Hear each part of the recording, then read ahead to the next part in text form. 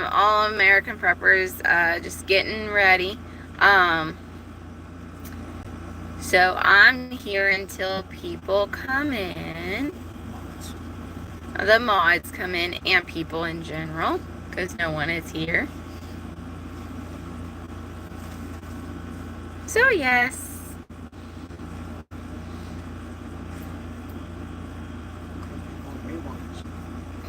Yeah, so yeah, I'm just waiting.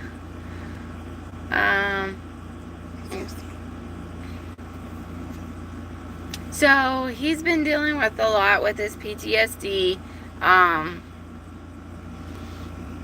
dealing with that, and it's just been kicking his butt lately. And yeah, I'm just trying to get things ready so when something happens, we're able to. Hi, Bob. How you doing? Yeah. So we're just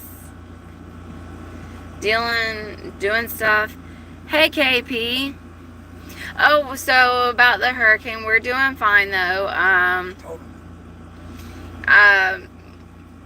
We did have a lot of wind, and the power went out pretty quickly around the area here, but we were fine. Yeah, not ours. But yeah, we did fine. We just have a lot of limbs and stuff and tree debris down, but that was about it. Hey, Aaron Scott, how are you? I'm just on here a little bit until all Americans, until mods, a lot of mods are in. Right now there's just one KP. Yeah, but we did good.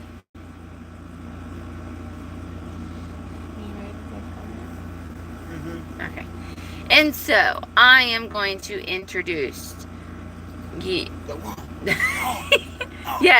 the one, the only, all-American prepper.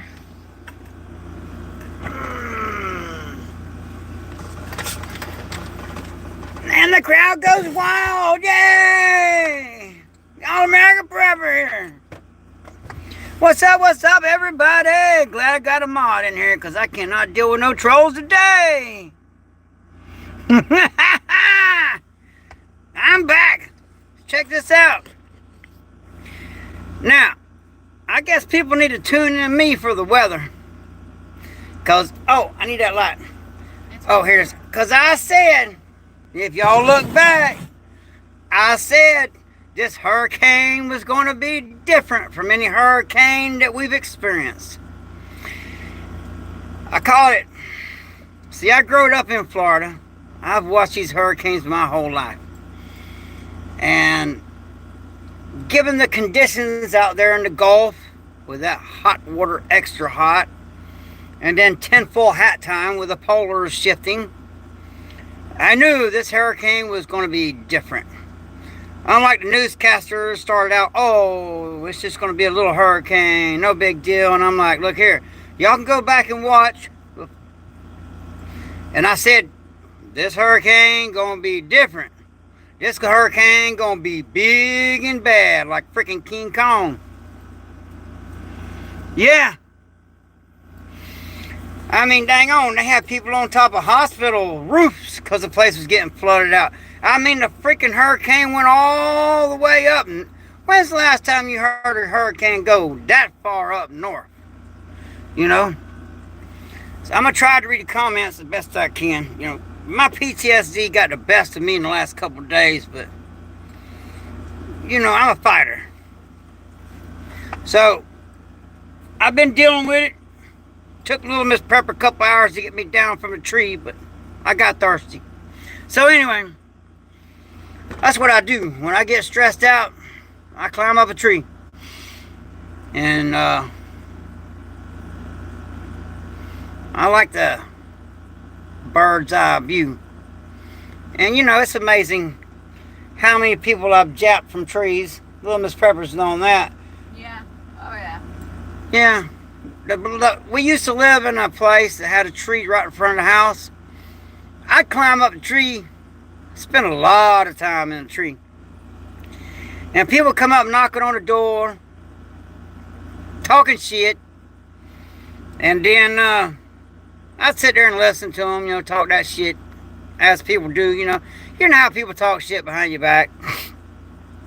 They never knew to look up. People so stupid. Look up. You know, that's the only reason, you know, turn your hat around this way when you're hunting, you know, so you can look up. Or if you're in a combat situation, turn your hat around so as you peek around the corner, this don't give you away. That's why SWAT and all, you see there, got their hat turned around backwards. That's because, you know, in a gun situation, you know, you peek around the corner real quick, you pull back. Because usually when you peek and they see you and you pull back, pow, they'll take a couple shots at you. And, but this, they'll see you peeking before you make it and get your ass. And, also, if you're going to be peeking around the corner looking to see if somebody's down that wall, be aware of your shadow.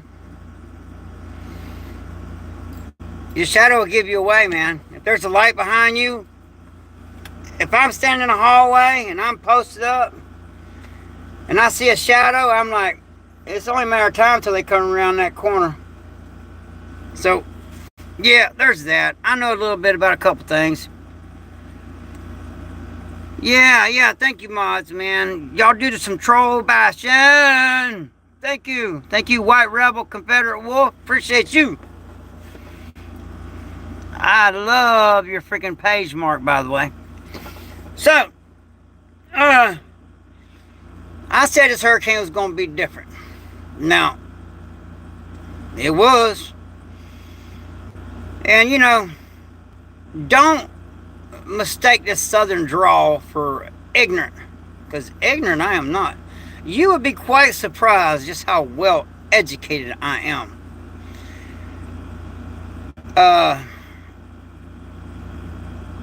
I play the fool to fool the fool.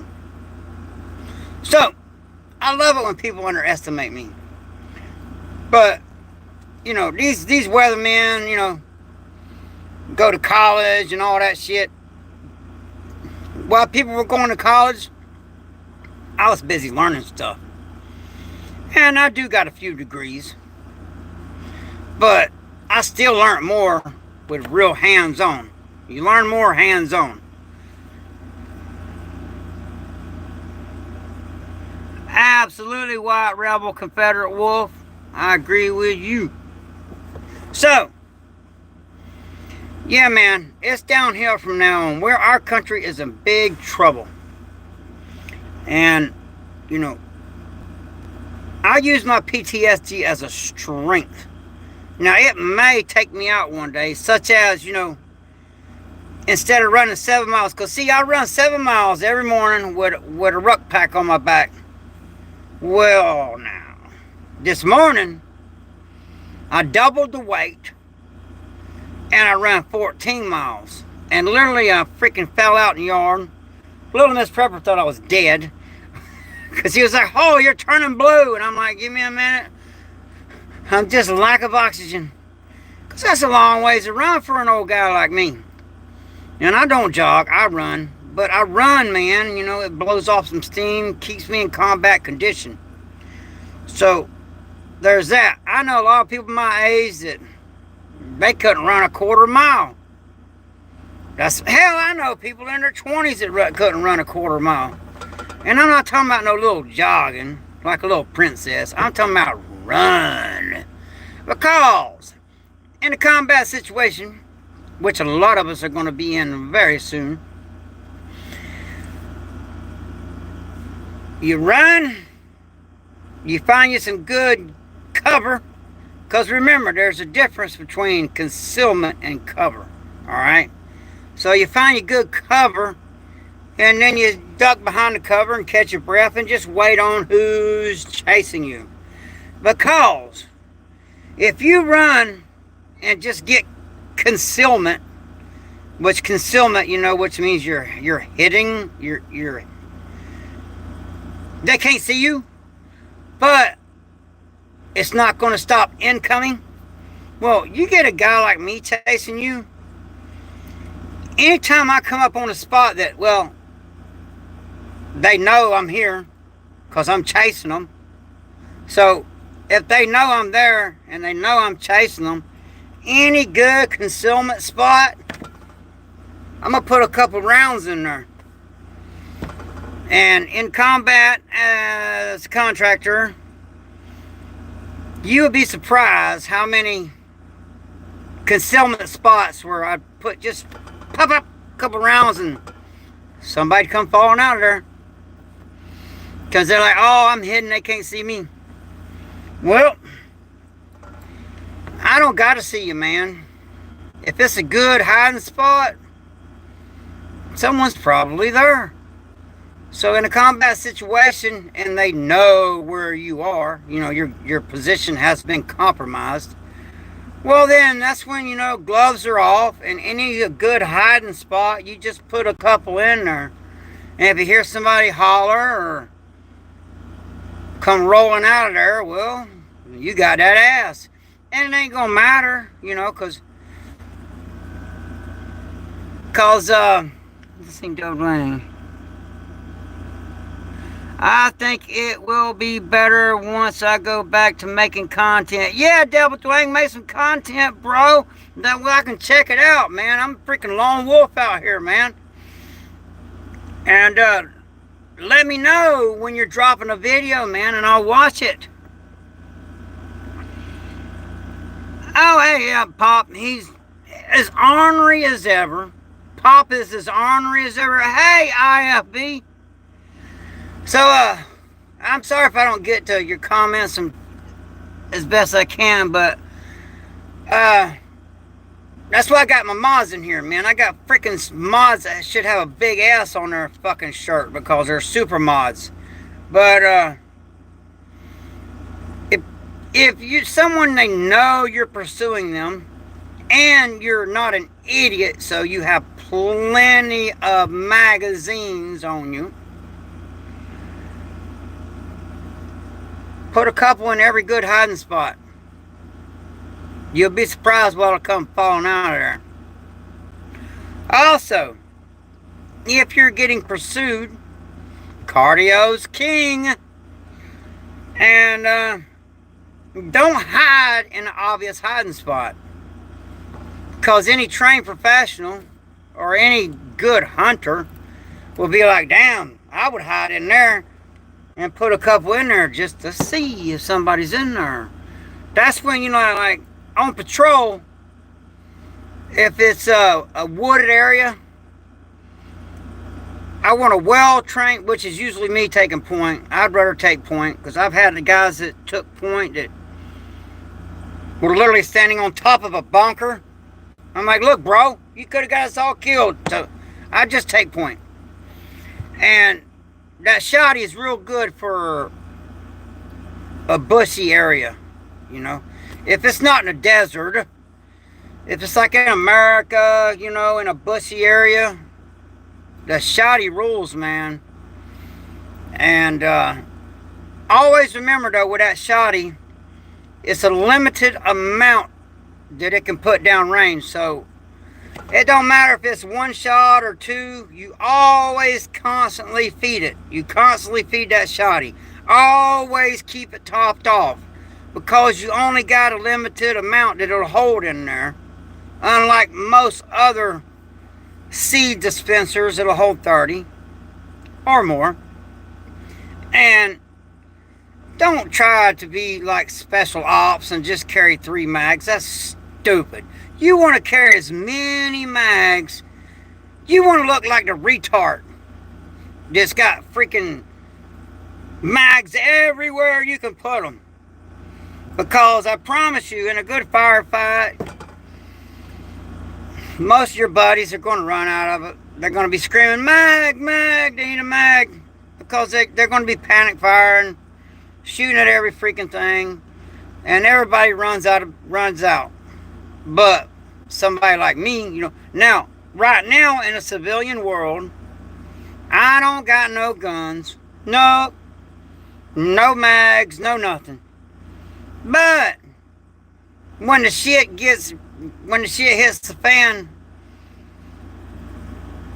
within running distance, I could be loaded for bear.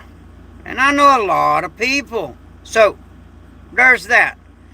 But, all of my people know I got PTSD, so they will take a good look at me before they go here. Because, Little Miss Pepper, she got to deal with that shit, Because I have night terrors, wake up, covered in sweat, screaming, where's my freaking 2A? And until she settles me down and lets me know I'm at home and everything's fine. And this freaking hurricane, not a problem. But there was a chain of events that happened during the hurricane that triggered my PTSD. Wasn't about the hurricane. I'm a Florida boy. I ain't scared of no damn hurricane, although I knew this was going to be different. And we dodged a bullet, man. Lucky that thing went and didn't turn south like I thought it was. That's the only thing I got wrong, is it cutting south. But everything else, I called that shit. So, yeah, there's that. And the weather's changing. And you need to be ready for that. And for instance, like if you're in a desert environment, let me take point and give me the long barrel. Because instead of walking like King Dingaling, when there's a big view, I walk like this. Looking through that glass. And that glass will save that ass. So if you got a long barrel, put you some glass on there. It don't matter if it's just a little tutu. Put you some glass on there. You can see better, further, and you can see little things that you normally would not see.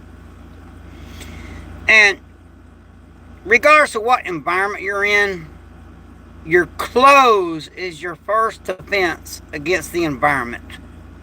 So if you're in the cold weather conditions, dress for the occasion. If you're going to be in hot weather conditions, make sure you got plenty of water or some salt tablets and some sugar, and dress for the occasion. In cold weather, it's all about layering.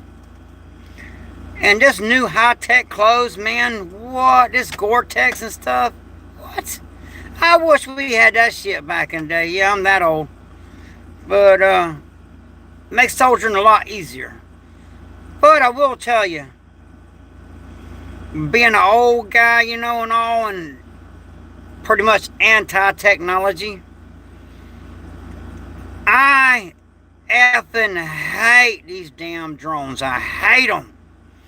Because, I've been watching a lot of combat footage, of over there, and where all this American money's going, just to pay for people to get rubbed out. And I suspect a lot of that money's getting washed. A lot of that money's getting washed and handed back under the table. But them damn drones, man, I hate them. Because you know what? That's where and it's just a metaphorically speaking, but that's where the blue-haired, gender-confused, soy boy, latte drinking, that's where those jokers are going to be dangerous, because they're tech.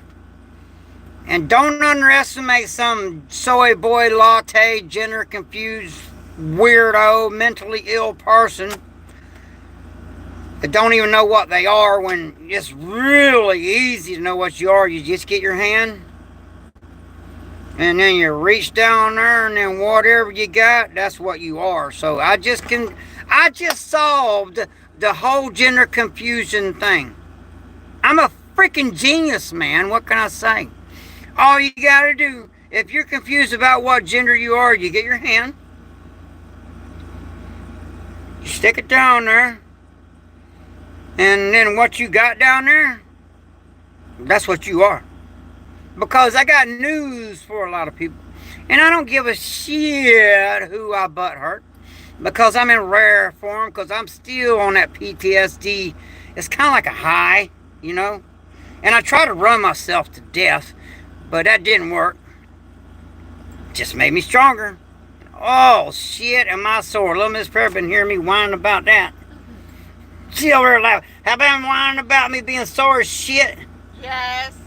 Yeah, because I ain't so young no more, and you run your ass freaking 14 miles, and I mean run, with over 100 pounds on your back, and you're over 50 years old, get back with me.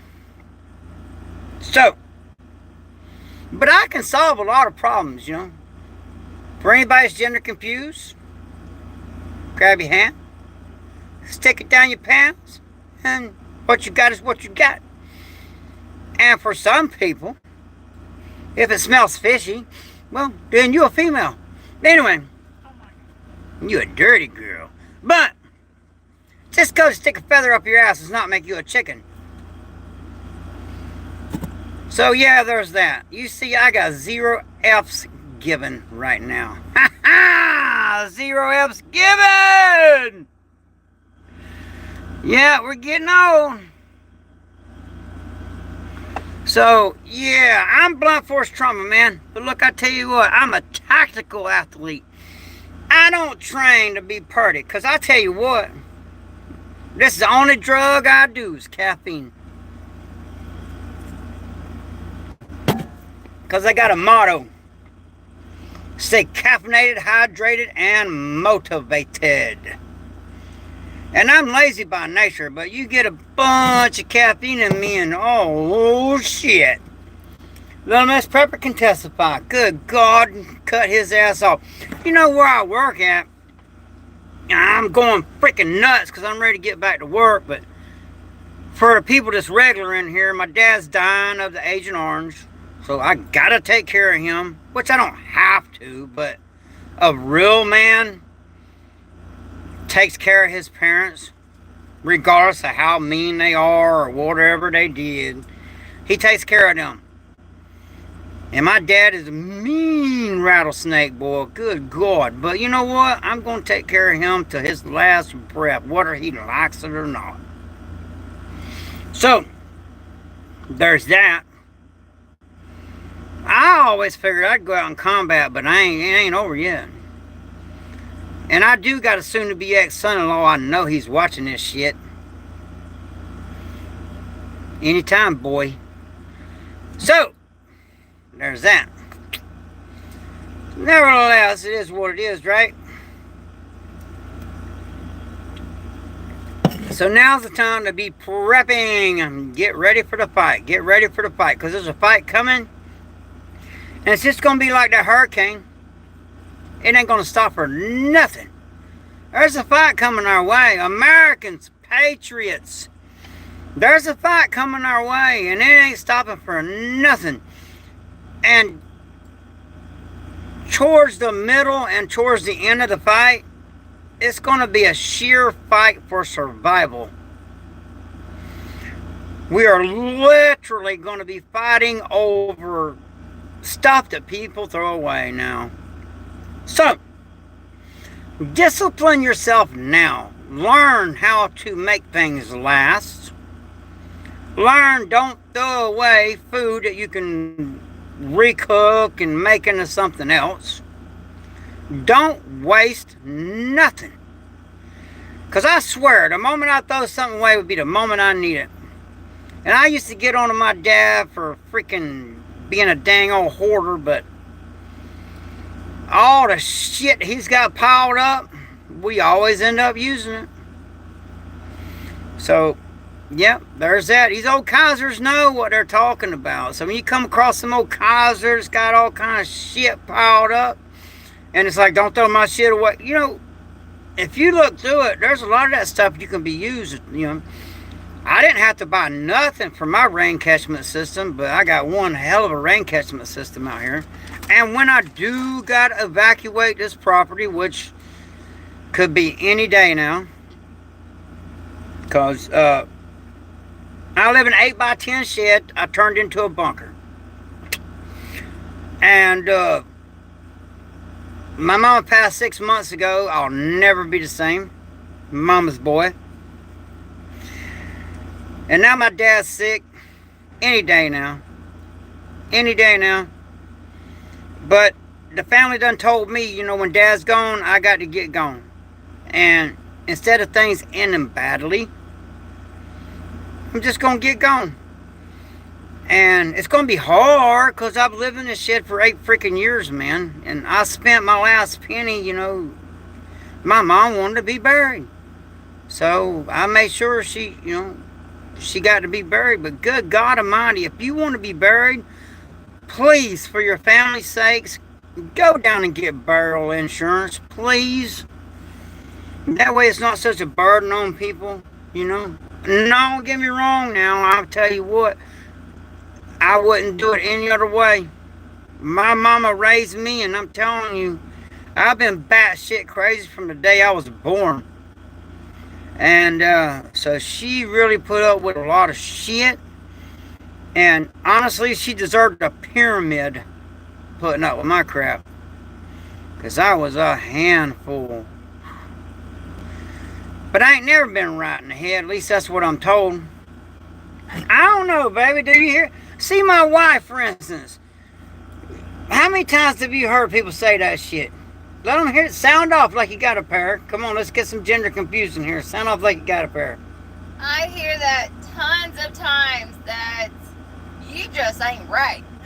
All the time people say I ain't right. Well, you know what it is, really? People saying that their ass ain't right. And what it is. Because most of them would not have survived the shit I've survived. And I hear you, I hear you. I'm trying to read, but I got my mods in here to read the chat. And I'll try to get to the chat. But I just got to sound off right now, man. Like I said, I'm dealing with my PTSD. Man, I've been kicking the shit out of me. So, but when my PTSD is like it is, I'm in a heightened state of awareness. I hear everything. I work in a club. I'm the bouncer of the largest strip club in Hillsborough County. Yeah, I'm the one YouTuber to tell you where you can come find my ass if you want some. You just come up to that club, start some shit, and we'll settle it. Not a problem. And I'll even make it easy on you. My ass has got to walk to my vehicle.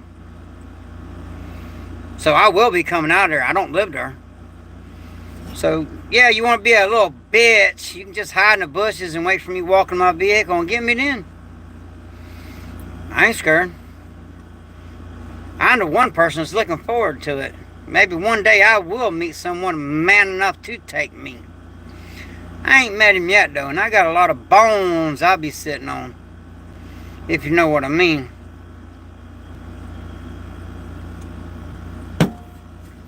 There's a reason why I got PTSD. Now, I didn't get it out of no fucking Cracker Jack box. So, yeah.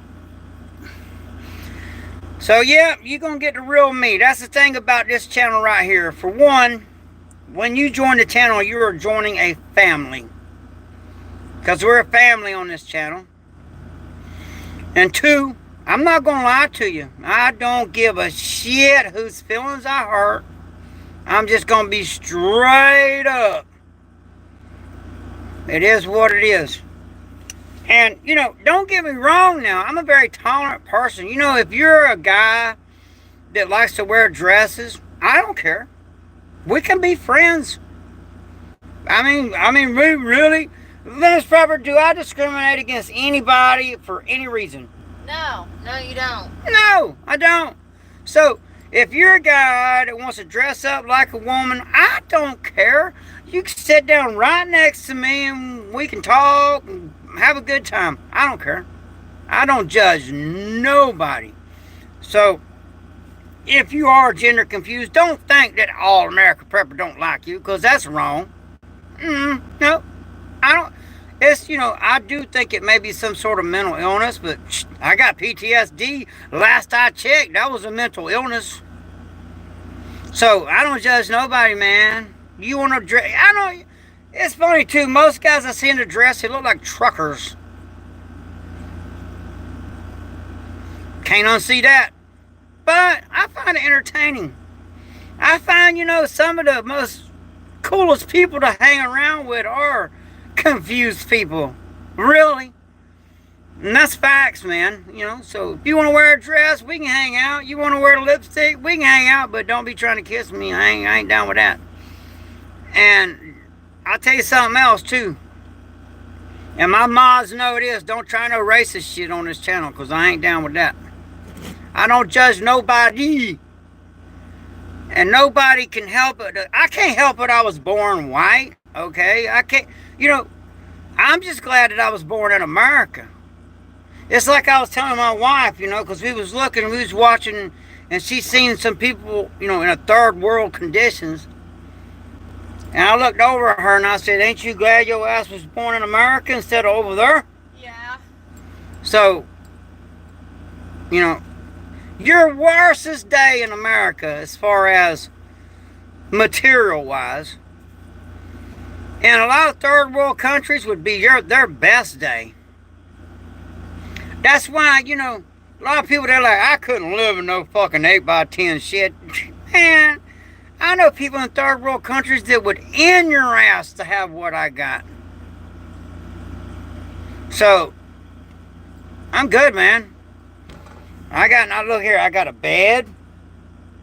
I got a door I can lock. I got my YouTube family that treats me better than my own family, I'll tell you that much. And, the only time my family, 99% of the time, and I hope my daughters are watching this shit, the only time that family gets a hold of me is when they need something settled. Like my daughters. All but one of them. Coral, you wonderful child. But the rest of you little buttholes, the only time y'all get a hold of me is when y'all need a boyfriend's ass whooped or some shit like that. But, they just use me. But, as a father, it is my job to protect them kids, man. So, there's that. And, like I said, I don't give a shit what gender you think you are, I don't care. If you're a cool person, man, we can sit down and be cool. I don't care. I don't judge nobody. In combat, some of the meanest, roughest, toughest sons of bitches that I ever seen in my life, they were in some kinky shit. Kind of crazy, It's like some of the meanest son of a bitches I ever seen, Working as a contractor, you will meet some just ruthless people that really need Jesus in their life. And they love for a woman to tie them up and beat the shit out of them. They would actually pay for that. But it is what it is. I don't judge them for it. Hell, I kind of like when little Miss Pepper gets to smacking me around a little bit, but she won't do it. She's too sweet. She ain't gonna hit nobody. If she ever does, if I ever see her hit somebody, they're done for, because that woman has got the best temperament anybody I've ever seen. There's times where she should just knock me right in the face, but she won't do it. So she's a wonderful, wonderful. I got a good one, bud. But, and I guess she just likes crazy. I don't know. God loves crazy people, by the way, because that's why he made so many of us. God has loved crazy people, because look how many crazy people there are. So he must love them. So I feel loved by Heavenly Father, because I'm a whole nother level. And right now, I'm in rare form, buddy. That's facts. Let's see what we got here. Got me rolling over. All right. Shout out from Oklahoma. Yes, you do have an awesome wife. I do, man. She's freaking awesome. I won the lottery on that one. I did. I won the lottery. Hey, from New Orleans, Louisiana. All right, all right. Yeah, always looking for a good deal. That's me. You know, I'm so broke I can't even pay attention. I'm so broke I can't even rub two pennies together. If it costs money to shit, I would have to throw up. I need to start doing contract work again, because then I'd have plenty of money. But my wife, that obviously wears the pants in the family, will not let me do that shit. She will let me be a bouncer at a butt-naked freaking stripper club. But she's like, you're not doing that kind of work, you know, doing contract work. She just won't do it. And man, she'll hear me. When I see shit, I will choke up.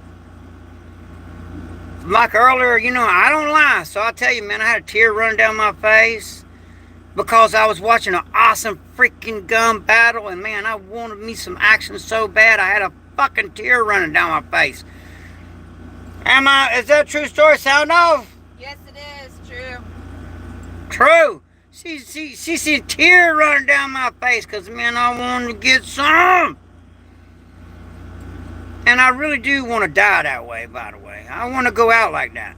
Like a man on my feet. Looking at raw. Just like a Spartan 300, bro. It's the only way to go. You know, I mean,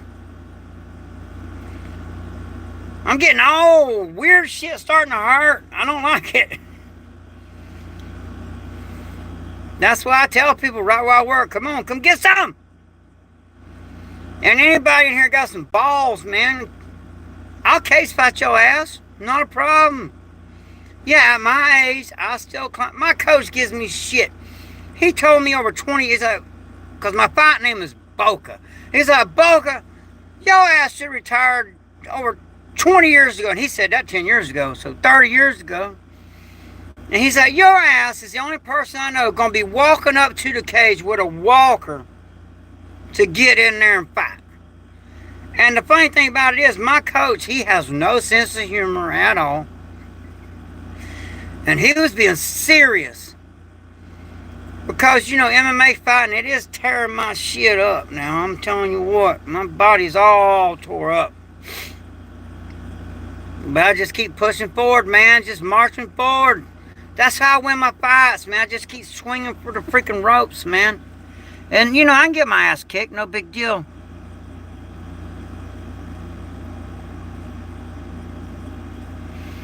I'm looking at some of the stuff here.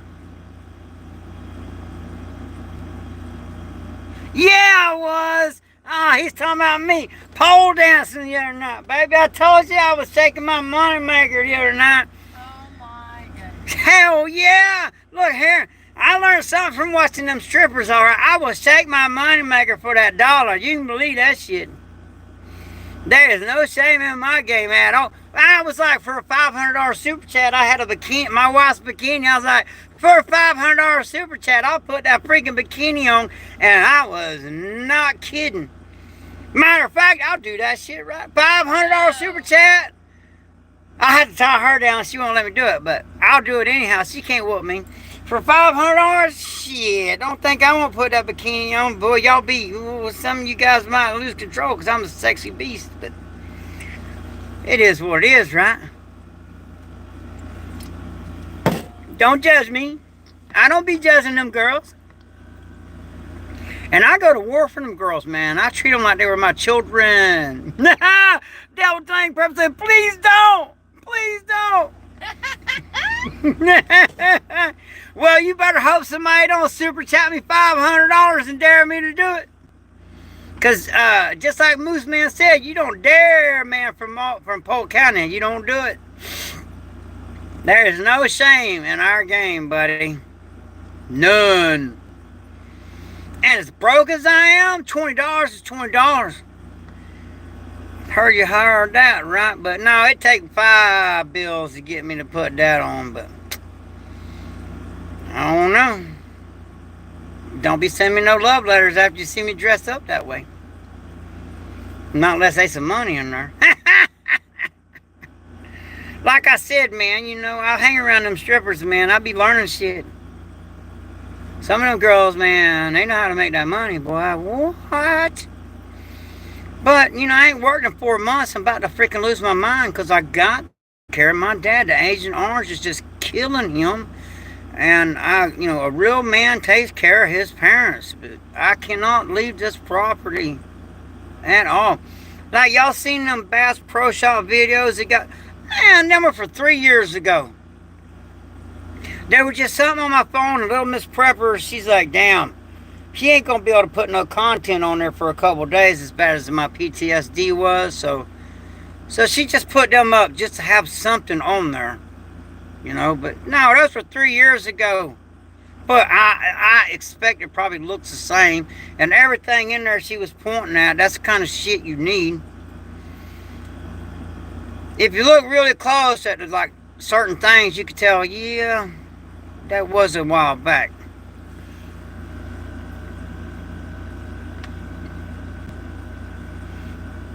I'm trying to read a little bit of comment.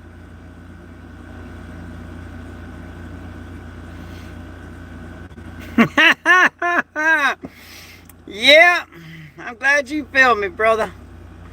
It is what it is, man.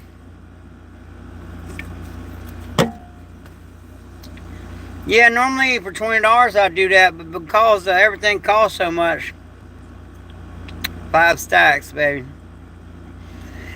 And I do, you know, for you that's really interested, I do got a short showing me pole dancing for real at the club.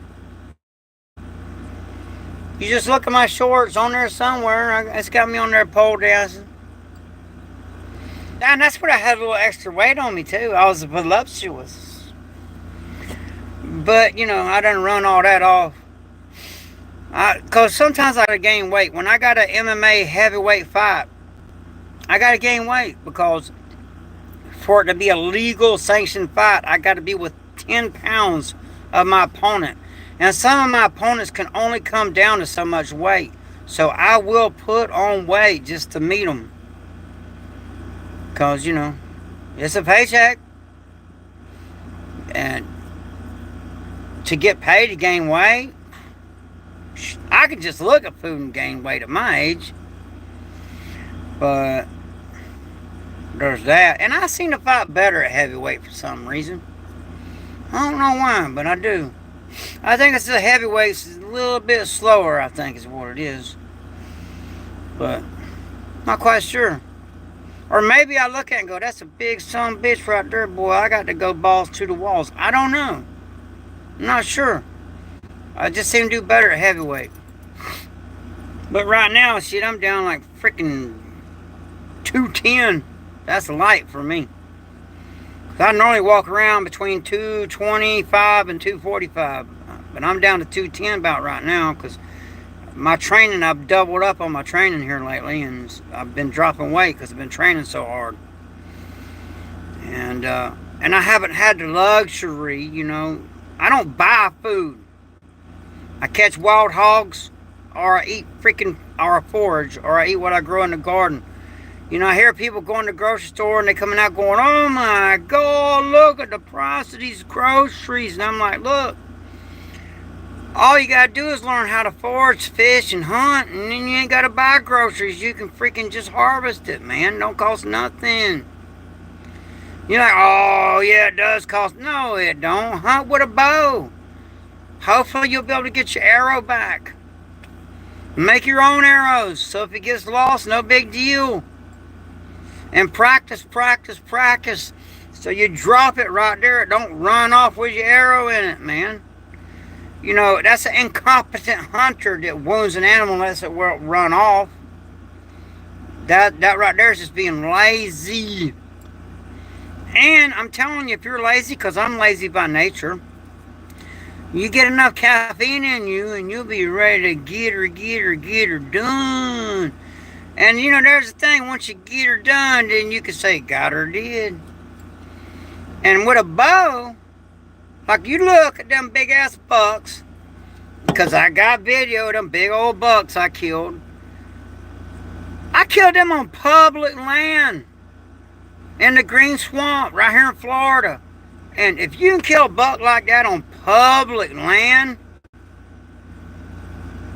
with a freaking homemade bow, you know. But I've been hunting my whole life. So I know how to be a sneaky SOB, man. And with them bucks, you got to be sneaky. And you got to be patient. And really, to get them fairly, you know, to get a big buck fairly, you know, don't do this. Don't do that. Because down here in Florida, game wardens catch you doing that shit, you going under the jail. No!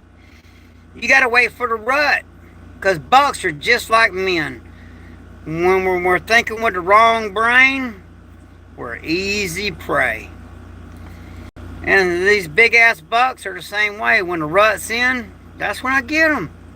Because they ain't thinking right. You know, and that's how you get a man. You know, I could get any stripper and any man I truly wanted to harvest, so to speak. I could have her lure his ass off to any secluded area. And his ass is mine, just like a buck. True story.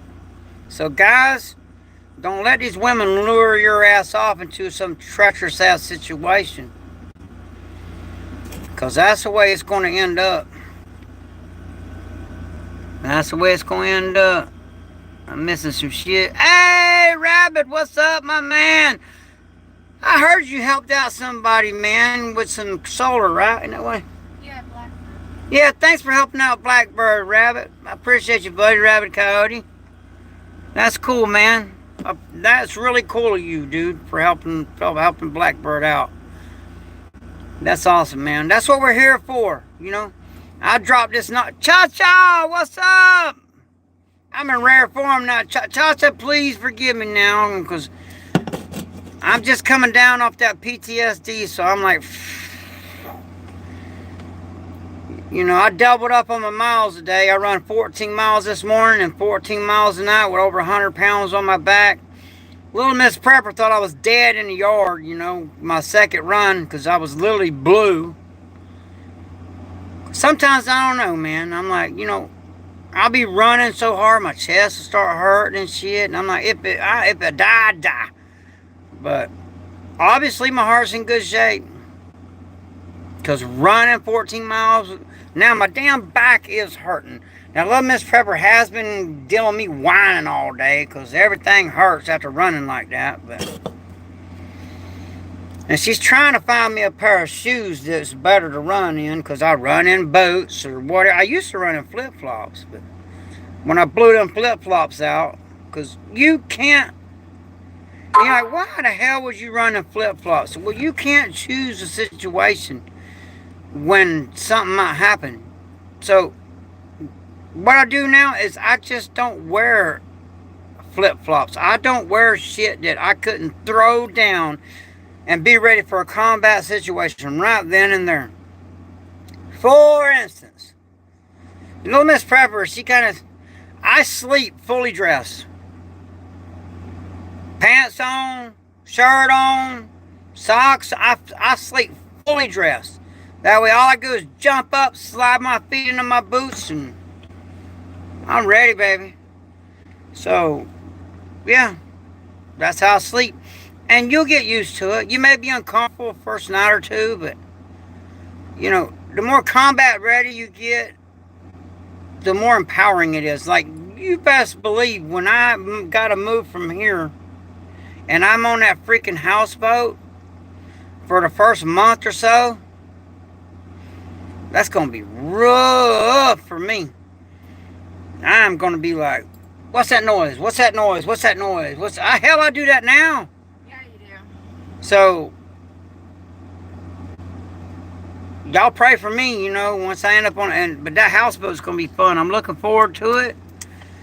It's going to be a new chapter in my life. And thank you, Cha-Cha. Thank you. Wouldn't be possible without you. But I'm looking forward to it.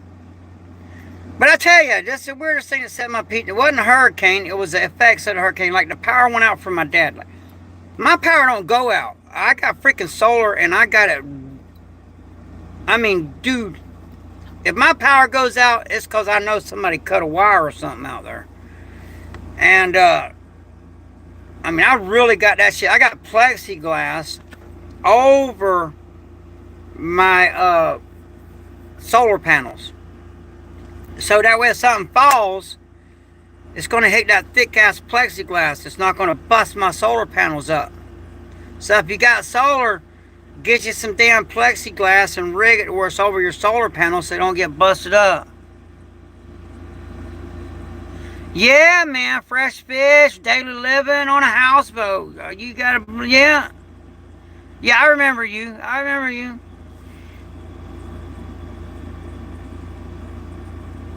You damn right I got a lot of enemies. You cannot be a head of security at a freaking strip club and beat the dog shit out of people every night, you know, for being stupid and not have people wanting your ass. So, yeah, I do got a lot of enemies. And, you know, honestly, now this is just my opinion, and I'm allowed in my opinion, but if you ain't got enemies, you ain't living right. Because if you ain't got people that want your ass, then you ain't stood up for nothing. Because I'm that 1% that will go, hell no, that shit ain't happening in my presence. Nope. You ain't getting away with that shit with me there. I'm that one guy when everybody else will sit down and keep their mouth shut. I will stand up and go, hell no, you're not doing that shit.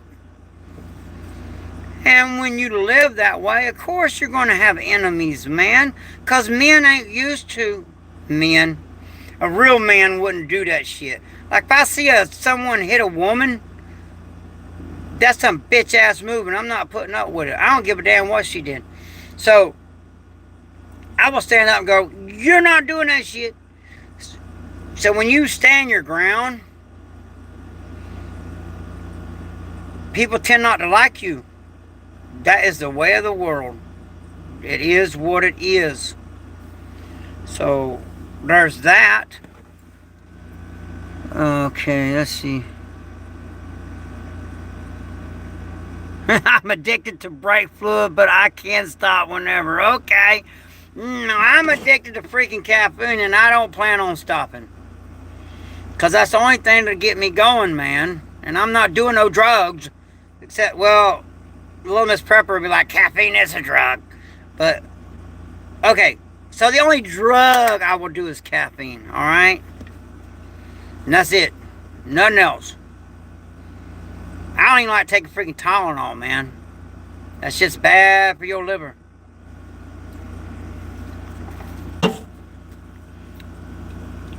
But I'm glad to have you in here, Chacha. And I'm sorry I've been absent, you know. And I appreciate y'all that watch some videos from the Bass Pro Shop. But, you know, I'm going to be honest with you, those were filmed like 3 years ago. And Little Miss Prepper didn't think I was going to be on for a few days because, you know, I've been a bad way. She just loaded them up just to have some content on the channel. But, they're still worth watching because it's still relevant. Everything that we pointed out in there, you know, is useful. But they are from 3 years ago. Like I said, I don't lie on this channel. So for like 3 years ago is when the Bass Pro Shop videos were made. And she's like, let me load something on here because I suspect I was probably up the tree then. When I get stressed out, I just climb up to the tree as high as I can go and just look down at the world, you know, and see what's going on. And I feel safe. I don't know why, but I feel safe in the tree. It's the weirdest thing. But I got a bow with me too, so there's that. But she knows I'll be coming down because most time I go up there without water and I get thirsty. And she's like, he'll come down sooner or later. His ass will get thirsty. And she leaves me alone when I'm up there because she knows just when people, she'll be like, leave him alone. He's in a tree right now. He just needs his space. You know, because there is times when I just need my space. You know, because there's some people that I can talk to. It's like, they're like vampires, man. There are certain people I can talk to for 10 minutes and I'm exhausted. Like my dad, for instance. I love that man with everything I got, but he is exhausting. So, you know, like after 10 minutes, I'm just tired. I call them energy vampires, you know. But I'm still going to take care of him. You know, that's what I do. But yeah, I just thought I'd come on over here and just give a shout out to everybody. And I'm still kicking. And I did a lot. I'm pissed, man. I made an awesome video of all the work I did cleaning up this place for the hurricane. And it got lost somehow. I don't know how, but so I was pissed off about that. But it is what it is. Yeah, thank you, Virginia Roots. Yeah, we made it just fine. I tried to tell everybody this dang bunker wasn't going nowhere. I built this thing, well, whoever built this shed has built it good. You know, just the shed was rated up to 180 mile an hour winds. Then I tied it down like freaking crazy tied down. Then I poured that footer of concrete and put that concrete wall around it. And I knew it wasn't going nowhere. I knew it. But I did have out the motorcycle helmet just in case something would happen to the roof, you know, because as crazy as it sounds, you know, I'm a firm believer in protective gear. I have had body armor save my life. I hear you on that energy drain, All-American bro. Through it not a long ago. It is dangerous. Yeah, rabbit coyote, or some people will just freaking just suck the life right out of you, man, just talking to them. It's crazy. I don't know what it is about certain people, but after 10 minutes, I'm like, man, I got to go. Because they just suck the energy right out of me like freaking a vampire, man. It's nuts. So, yeah, that's a real thing. That's a real thing. But shit, man, I want to do some dancing. I want to do some pole dancing tonight. Come on, people. Y'all gotta admit, now, that was a fun night now. I had a freaking blast that night. I laughing. And this here's therapy for me. So it was a good time, man. I had a great time. Yeah, man, I'm excited too. And see, I'm holding back on it, you know, because I'm not going to jump the gun. Because I've been videoing everything. I videoed me tearing the deck off. I videoed everything. But I'm going to run it all together to where when I'm putting a roof on it. And it's finishing touches. And I still probably ain't going to load it till I put it in the water. And then I'm going to run that whole... I'm probably going to have to speed it up. Because it's going to be a long-ass video. So, because I got a lot of work into that. And it would not be possible if it weren't for the super chats. Cha-Cha, especially Cha-Cha. If it weren't for Cha-Cha, there's no way I'd be able to have it, you know. It's almost ready. But it couldn't be that way if it wasn't for Cha-Cha. Couldn't happen. So, you know, I appreciate them super chats more than there's any words that I could ever do. I appreciate that shit. I have not been able to work in 4 months, you know, so that's all I got is y'all. But hey, I'm not cutting y'all. Man, I appreciate y'all big time. Thank you, Cha-Cha. Cha-Cha, man, deserves a reward. And helping a guy out like me, I appreciate that. You've done more for me than my dang own family would do. That's facts. So thank you, Cha-Cha, so much. And everybody else, you know. Because I had a lot of super chats. Devil Dwayne. All my mods in here has dropped me a little bit to help me out, you know. I know, Cha-Cha, you're so humble. You know, humble. You're so humble. I love that about you. But one day I am going to find out your mailing address, and I'm going to mail you something, daggone it. I'm going to mail you something. So I appreciate you. Thank you so much, Chacha. Thank you.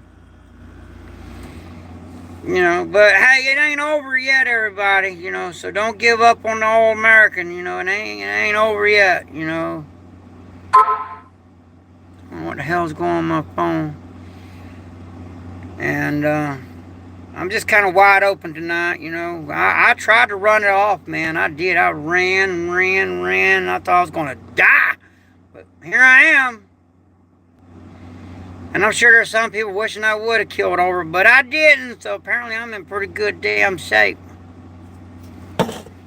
So there's that. Just some constantly battling staying hydrated, though. It's a constant battle staying hydrated. It's just so damn hot out there.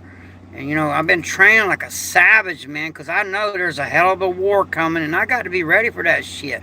And I got to train twice as hard as the young guys do to be able to keep up with them. So, and I put in the work. I do. I train. And it helps me. You know, when you got PTSD, if you just train to absolute past exhaustion, you won't have time to worry about all the bad shit. You just worried about trying to catch your next breath. And that's facts. That is facts. So, there's that, you know. But yeah, it was just a bunch of bull crap happened after the hurricane. I had to deal with it. It was unnecessary stuff. I really shouldn't have had to deal with it. But I had to. And eventually I cracked. I can only take so much.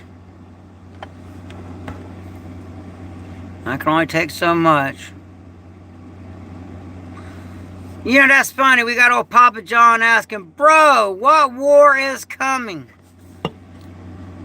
Do I really need to answer that? Papa John, do I really need to answer that?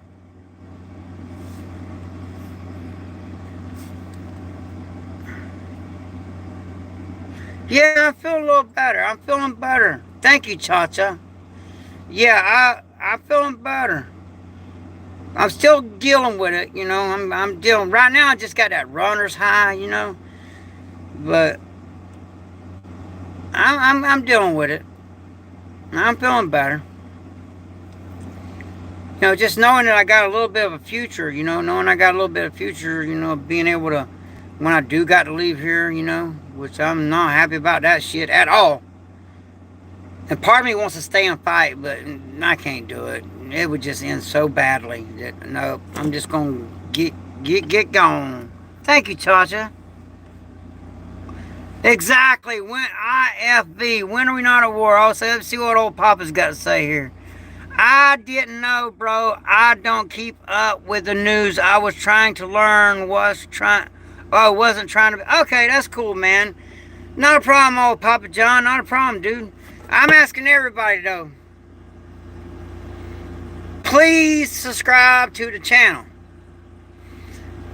I'm trying to get up. You know, the more subscribers I got, the better it just makes me feel. You know? The larger this community is, the more it reaches out. Because I do got a lot of life-saving, valuable information. Such as tonight. Get a tourniquet. Learn how to use it. And then when you gotta use the tourniquet, and you know how to use it, and you save somebody's life, or your own, you can thank me later. Because hell's coming, and it ain't stopping for nothing. And you can believe what you want to believe. I don't judge nobody. Yep, just be prepared, man. Just be prepared. Thank you, Chacha, for dropping Devil Dwang's, all the mods, man. Drop links of any mod in here that wants their link dropped. Drop them. Because, you know, please subscribe to my mods channels, because they're freaking awesome mods, man. And they got great content. You know, and I think this channel's pretty good too. So if y'all could subscribe to this channel, I'd appreciate it. I'm trying to get up to that 22,000 mark, you know, and I ain't got far to go. But if nothing else, you get out of this live tonight. Tourniquet. Get you a tourniquet. Get more than one. That way, if there's multiple casualties, you don't have to play God and choose, well, I'm going to tourniquet this one, but this one's just not going to make it. No. Like on I got something set for if I got to go into combat. And on that particular thing that is ready for I got to go into combat, anywhere that I can put a tourniquet, there's a tourniquet on there. And any extra pocket that I can put quick clot in it, there's quick clot in it.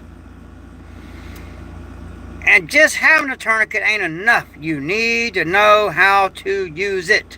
And there's a million videos that'll show you how to use it. But I suggest you go to Refuge Medical and look up their video of how to use one, because they're really good at it.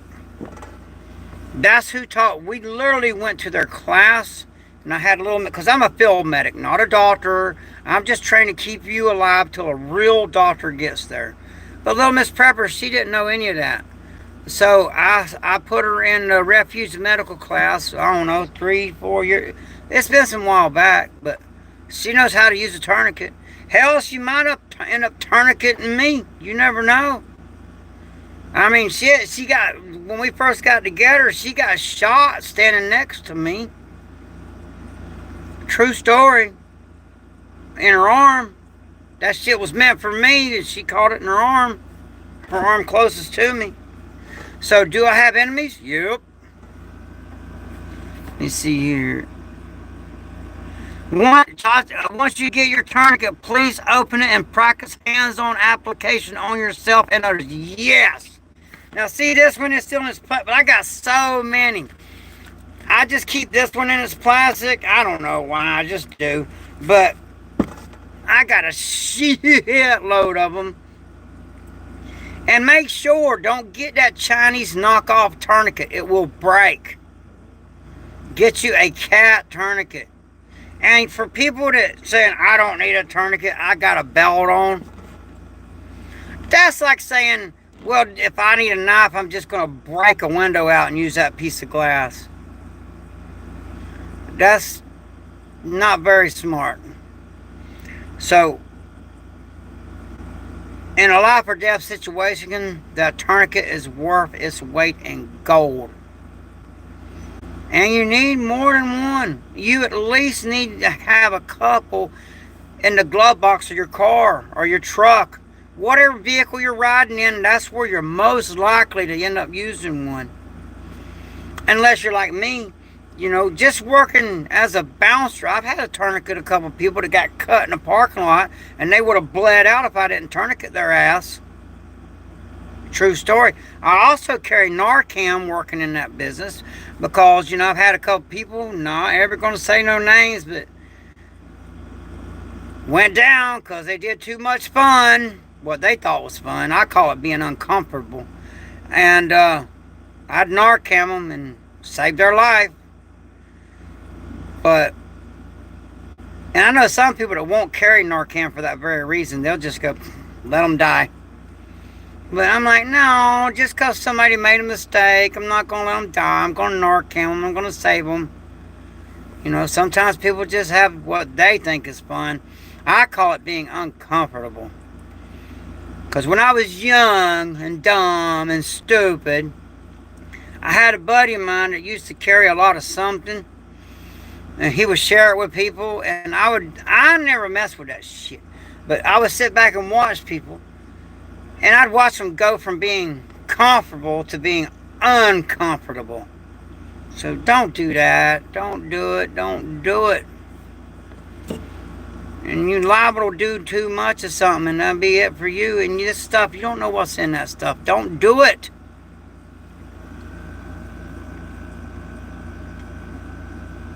Yeah, man, you will never have enough books, P-A-M-T, you know, and read them and all.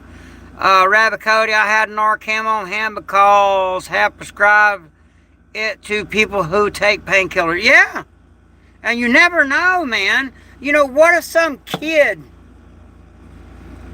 gets into the freaking medicine and not knowingly just being a dumb kid, you know, thinking they're taking freaking aspirin or Tylenol or something, and then you got to Narcan them to save their life. You just never know what situation you're going to need that stuff for. So just get it, man. It saves lives. Anything that'll save someone's life, man, you can get it. Keep it. You know, up here where I live, in Polk County, the dang drugs are so bad that at the county place where people go to the doctor, you know, they ain't got no money and all. Where I go to the doctor, they got a counter up there, free Narcan. Free Narcan. And every time I go up there, I'm like, give me a couple. Give me a couple. And I keep it on hand because when I do go back to work, you know, I may end up having to use it. Not on me. I ain't messing with that shit. But somebody else, you never know, you know. You never know. Yeah, keep some in your car. That's smart. That's smart. Duct tape and climbing film, great for first responder kit. Can make chest seals and packet great also. Yes! Duct tape. But now, listen, level up. Get Gorilla Tape now. It's way better than duct tape. True story, man. That Gorilla Tape is some good stuff, man. And, you know, in an old shit situation, if I ran out of tourniquets, I'd Gorilla Tape the hell out of that wound. That's a lifesaver, man. Just simple stuff. You know, get Gorilla Tape, man. Yeah, duct tape. Gorilla Tape's better, though. Gorilla Tape's better. It's strong. I love it. Yeah, Gorilla Tape. It's like duct tape on steroids. You can get it at Home Depot. It's really good stuff, man. Really good stuff. I got Gorilla Tape. I mean, actually, a lot of us hold my motorcycle together. That and zip ties. It's a good looking bike, but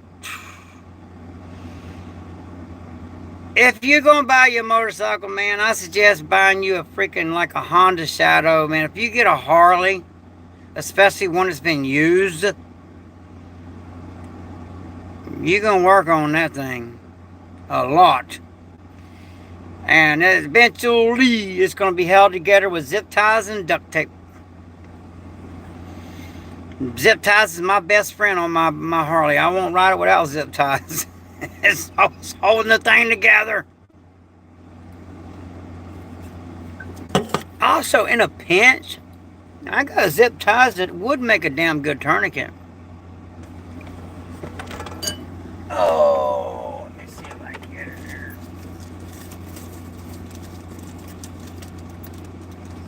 I don't know where my noose one went.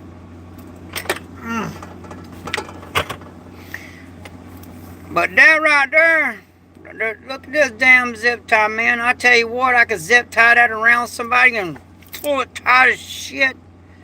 And that would work. I could also, you see how big this thing is? You could put a zip tie and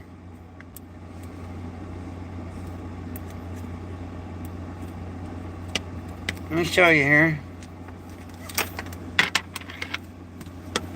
You could get this big ass zip tie.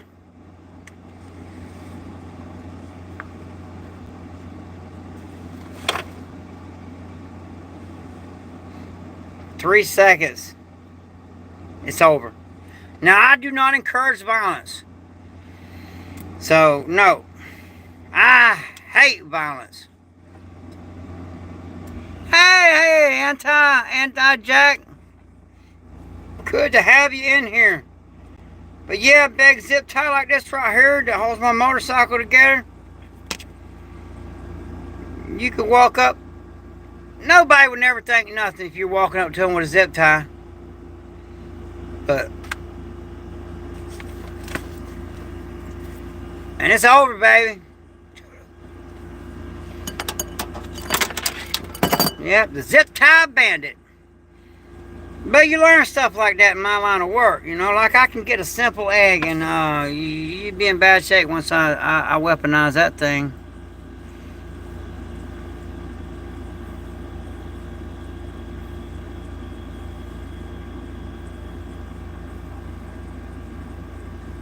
Yep, IFV, you're absolutely correct.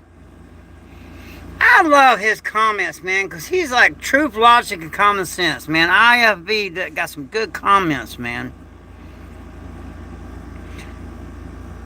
I love zip ties. When I was in a wheelchair, I kept some on the back pocket. Let me do field repairs on the wheelchair and few times. Yeah, zip ties are great. That's what's holding my freaking bike together. I have a lot of people that, you know, when I do ride, they're like, man, you got some balls riding that thing with all them zip ties holding that thing together. And I'm like, you got to have balls just to get on a motorcycle here in Florida. I'm telling you that right now. I mean, anytime you get on a bike could be your last time. You need to remember that. If you got kids, don't get no motorcycle. If you got little kids, don't get no bike. Don't do it. I mean, I was raised on a bike, so... Yeah, you're absolutely right, Rabbit Coyote. You're absolutely correct. And PAMT, yep, you're right.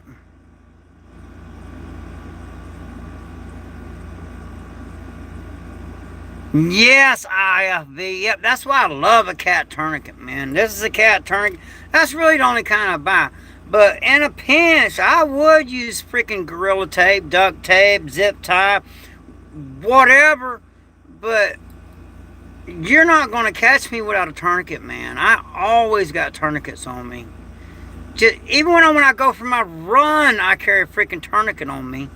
Because you never know, man. You know, when the car's coming, I'm not one of these idiots that stay on the road. I get my ass off the road. And if I was to be running and some ass wipe throws out a freaking window or something, and I step through that window and cut the crap out of my leg, you never know.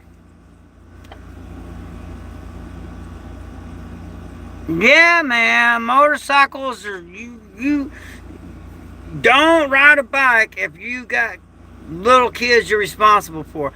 Don't ride a bike unless you got some good life insurance, I'll tell you that much. Because them things is dangerous. And it's not even so much the bike, it's other people run your ass over. They're not scared of you. They'll pull out in front of you.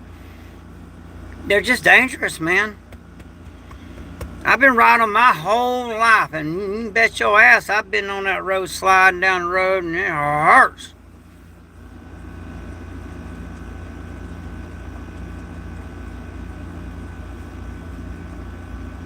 Man, y'all got, man, I'm loving the chat tonight, man. That's a solid chat, man. Y'all got some good stuff putting out there. I appreciate that. I do. Hey, look, old boy here. He knows I'm dealing with it. Look at him. He's giving me his hand. Look at him. Look at him giving old daddy his hand. Look at him. He's camera shy. Well, look at him. Look at him. He just put his paw in my hand. He knows I'm dealing with it. I don't know. You know I'm dealing with it, don't you, boy?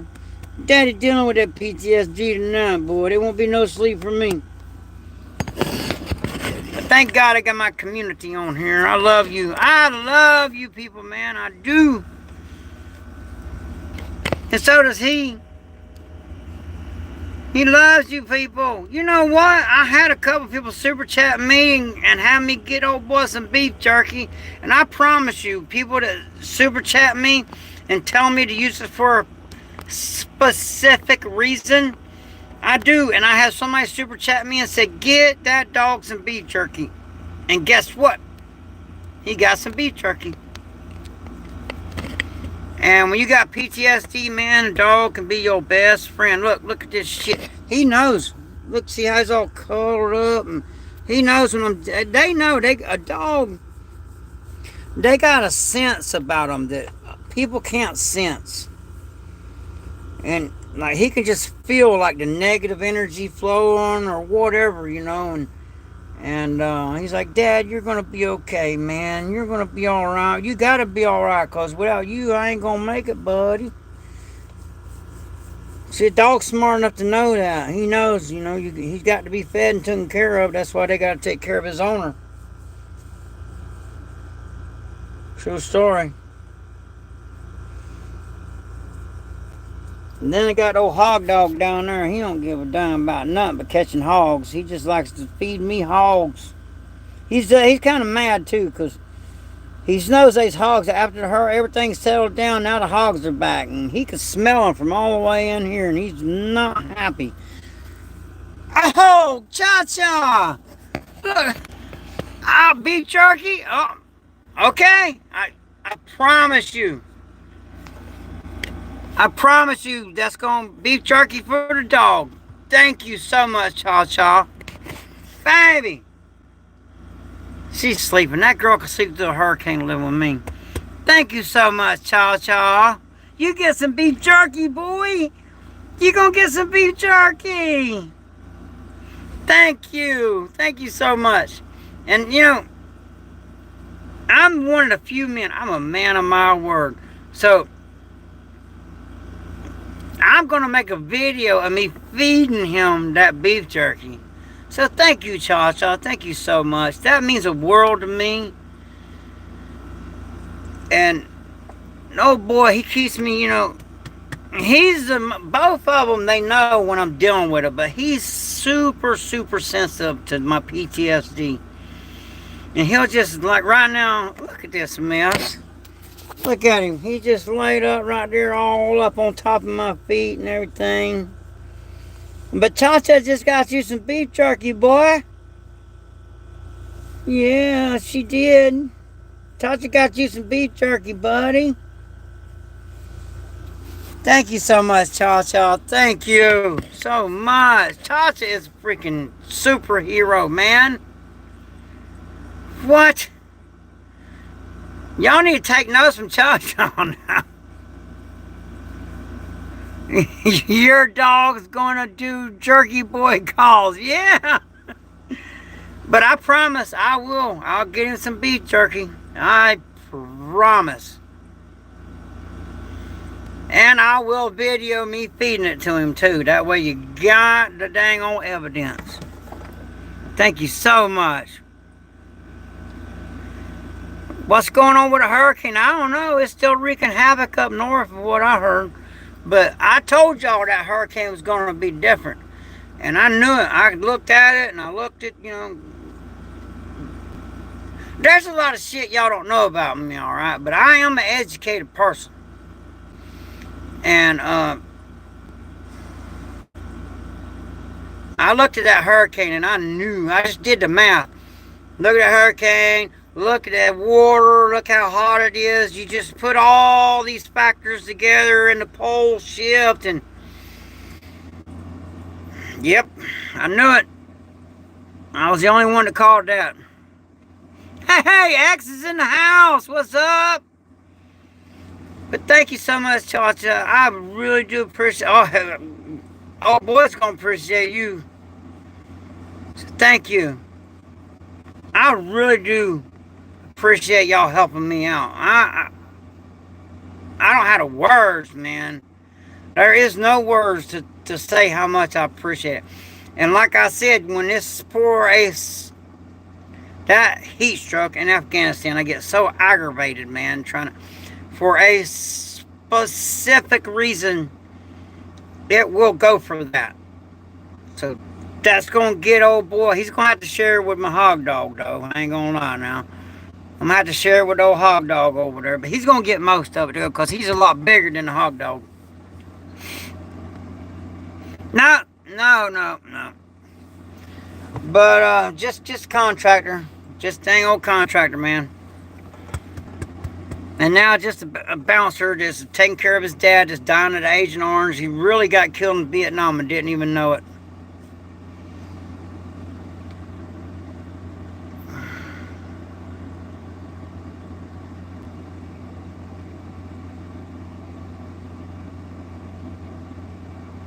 Awesome. Thanks for putting that information on there, PAMT, man. Good stuff. Moose Man's in the house.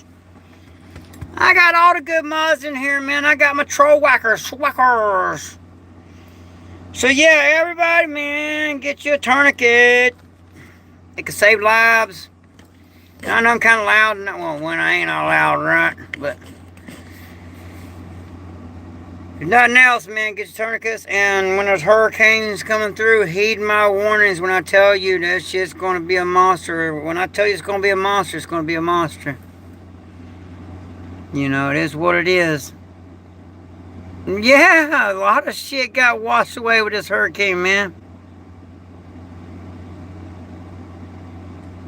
I'll have to check that out. My wife, I'll have to check that out, Rabbit Coyote, because my wife, she loves the medical books because, and she's real good, man. You look at that video where she sewed up the back of my neck. Damn good job sewing that up. Dang good job. But dang on, man. I was hoping somebody to give me some chats for some freaking pole dancing tonight. I told little Miss Prepper, I said, look here. I'm going to get a fence post, you know, the metal fence post. I'm going to get a fence post and put it up right here. For some pole dancing and super chats. Wouldn't that be awesome? She said, no, you're not. And I'm like, don't dare me now. Don't dare me.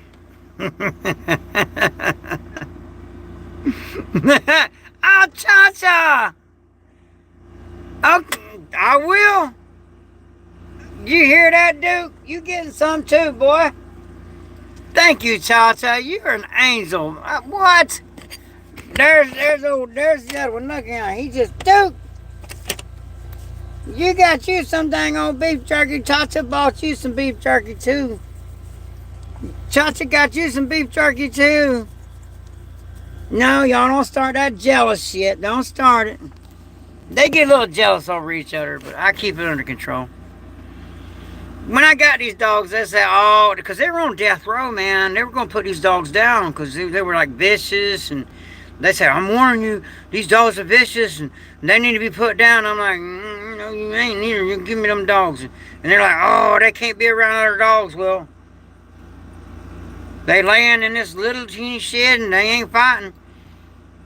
Well, because I know how to deal with them, you know. You got to know how to handle dogs. And that's one thing I know how to do is deal with a dog, because there's a lot of shit that I don't say. But let's just say I handled a dog that sniffed out things. Let's put it that way. And then when that dog retired, I brought it home and took care of it till it died. Yep. But he had a nose on him and a sense about him. Oh, Bushido, I love that, man. I live by Dakota Bushido. So, evening Bushido, where's Bushido at? Jerky fights can be chewy, that's funny. Nah, they won't be fighting. That's why I can hand feed these dogs standing right next to each other and they won't fight. You just gotta let them know who the boss is, you know, because both of them think they're the alpha, right?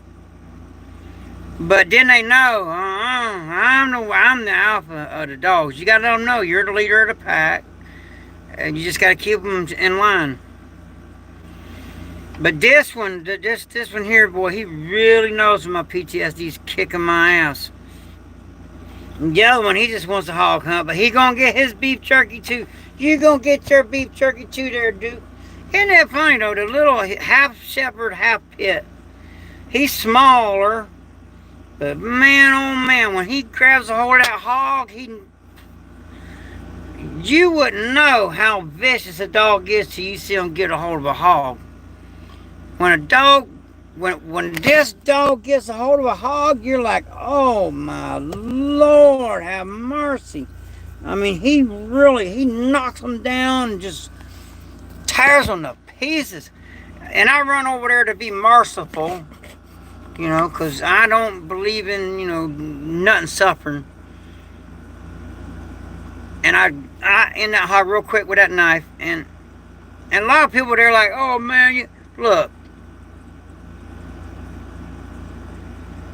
It's more merciful and more the way I do it than when you go to the store and buy meat. In all probability, that animal was raised inhumanely, in inhumane conditions. And so don't be judging me for hunting hogs and eating them and not wasting one piece of the meat. When your rear end goes to the store, oh, thank you. Here's a little something from the Black, White, Super Mike. Just kidding. Thank you. Thank you for the super chat, bro. Thank you. Now, I do have pronunciation problems, so please excuse me. So I'm gonna spell your name just so I don't get it wrong. Dosumpndiff.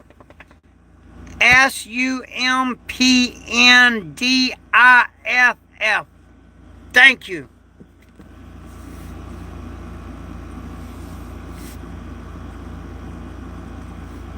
Thank you so much for the super chat. Thank you. Every bit helps in my unemployed ass because I'm having to take care of my dad. And see, here's the thing.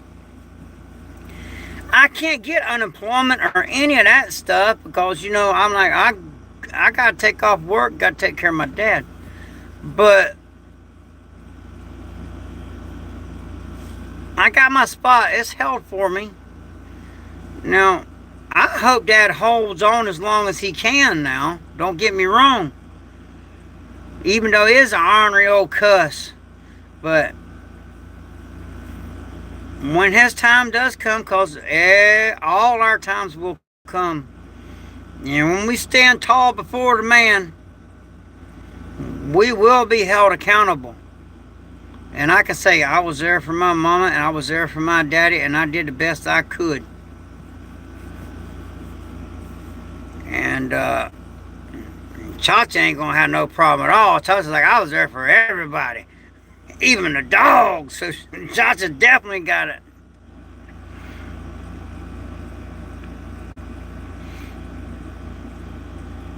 Yeah, no trolls, no trolls. None of that now. No trolls now. Don't be no racist comments or any of that now. Don't do that.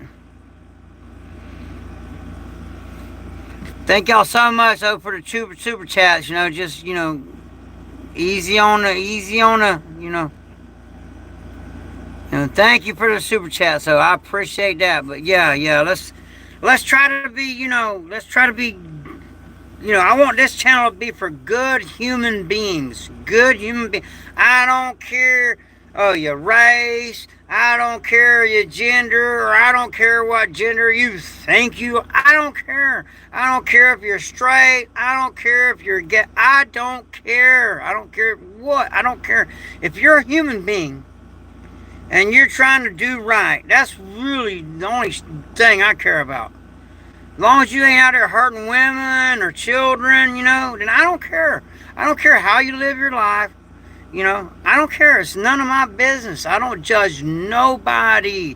I'm the last person in the world that can judge anybody. Because the things I had to do when I was working as a contractor, I can't judge nobody, man. I cannot do it. At all. Because I would go straight to hell, I promise you. Because I did some things I was told to do, and I was paid to do it, and I didn't ask no questions. But when I look back on it, I'm like, ooh. So I can't judge nobody. And that's why I tell my wife, I tell little Miss Prepper all the time, no matter what happens to me, No matter what happens, look at this face. No matter what happens to me, I deserved it. No matter what happens to me, I had it coming. Now, I never hurt no women or no children being a contractor. And when another contractor would go to hurt a woman or children, I can't go into detail about it, but let's just say I intervened. And that's really all I'm going to say about that, or they'll come and get my ass. But nobody going to do that. So yeah, I do got enemies because I stand up.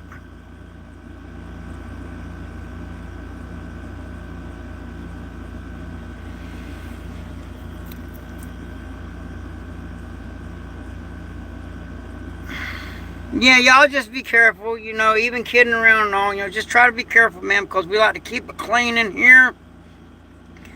You know, I'm a Christian constitutionalist. That means I'm a Christian that believes in the American Constitution. And I do believe in the freedom of speech. But on this channel, you can say what you want, just, you know, don't be degrading nobody because of their skin color. Don't do it. Or because of their sexual preference. Don't do it. You know, that's a choice. And in America, we got the freedom of religion. We got the freedom of a lot of things. And I abide by the Constitution, so there's that. God, family, and country. That's right. Amen. And I can't get mean dog tough when I got to be. And I freaking hate violence, but I am really good at it. But I'd rather not. It's kind of like a curse, man, being really good at something that you really don't like. So when I'm provoked where I have to be, like when I'm working as a bouncer and someone forces me to put my hands on them, I'm really pissed off that they made me take it to that level. So I just, when they make me take it that level, I really take that level. That's right. That's right. That's right. Aunt Jack. Fear does not live in the hearts and minds of patriots. Yeah, I love that. I love that. Look, man. No, look. You see that? I don't know if y'all can see that. No fear, bud. No fear. No fear. You're like, damn, that boy's got a lot of knife tattoos on him. It don't jam. It don't run out of ammunition. It works great in the dark. And you can use the knife for a lot of things. A 2A is really only good for a couple things. Although it's in the middle. So I am pro 2A. Don't get me wrong. I just personally don't have them. Because I got PTSD. And something bad could happen. Now, when there's total anarchy and chaos going on in the world, I will do what's called a battlefield pickup. I'll take some asshole out that's got it, and it'll be mine. And I'm freaking surgical with that shit. That's why I don't have them, because I'm surgical with it. And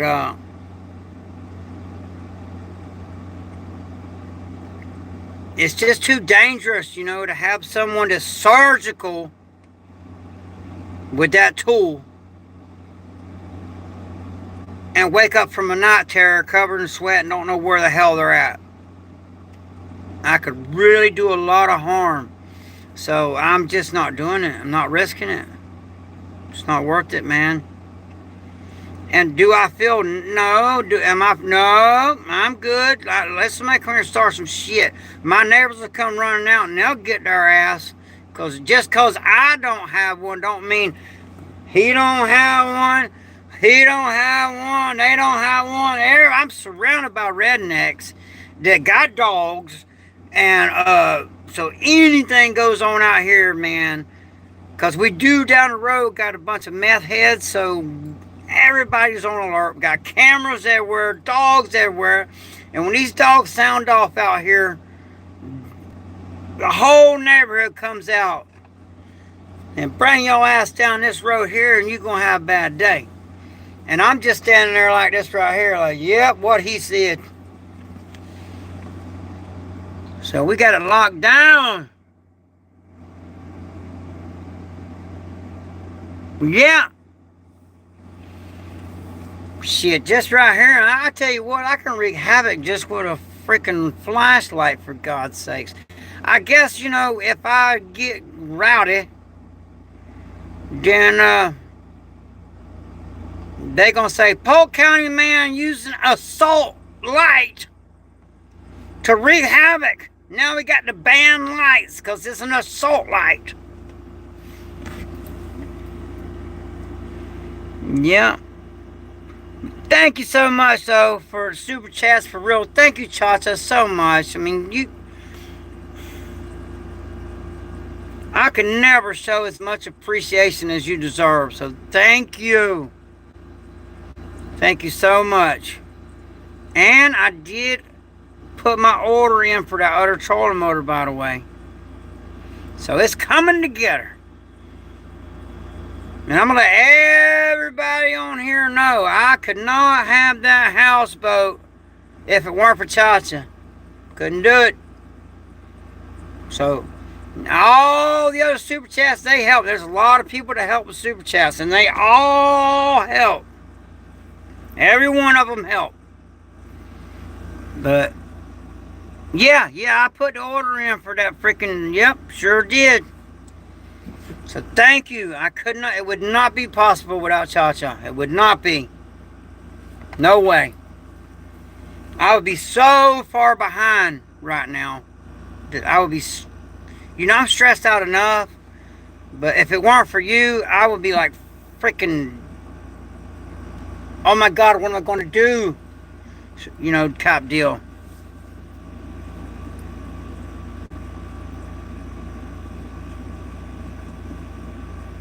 Oh, thank you so much. Thank you, Gold. I can pronounce Goldman Martinez. I hope I said it right. Oh, wait. Let me. Thank you so much for that super chat, man. Thank you. I love y'all. I mean, it just wouldn't be possible, you know. Y'all helping old dude out, man, and you just. You know, I'm just an old contractor, man. Did a lot of shit. And,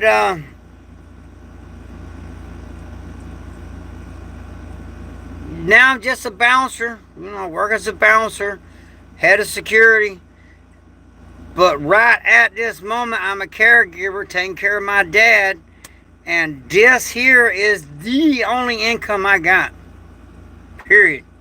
Now, my wife, she's got a job and she works for that takes care of her bills, and that's it. Because she don't make a lot of money, but she likes her job. So I'm not going to ask her to change it or any of that. But, you know, she totes her load.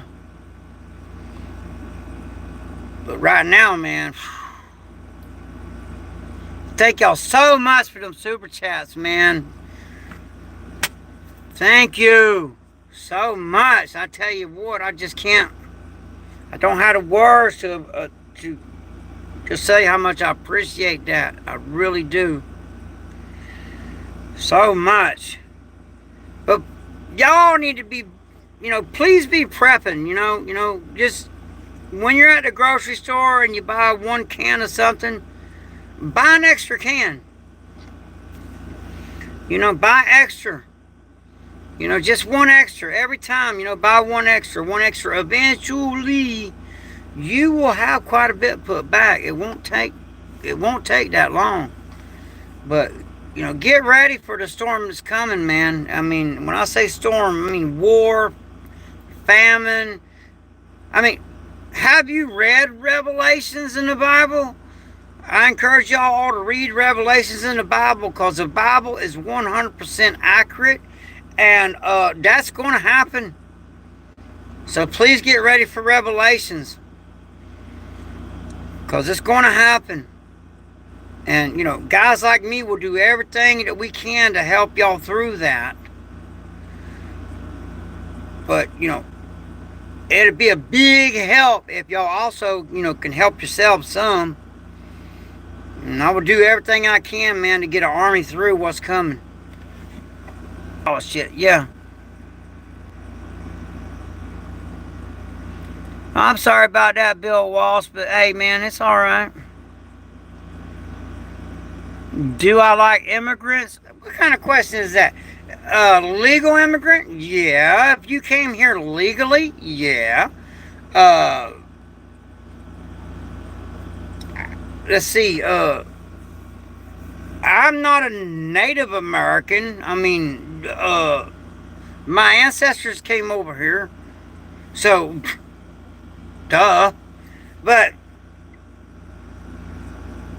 if you break the law, then that's different, you know. Legal. I know a lot of legal immigrants, and they're really pissed off about all this illegal immigrants. My wife laying right over there, if she was awake, she could sit right here and tell you one of her co-workers, a legal immigrant, did it all legal, is really pissed off about all this illegal immigrant that's coming on. And straight up saying most of them are criminals. So, yeah, there's that. I'm in Florida. Down here with all these Floridians. In Polk County.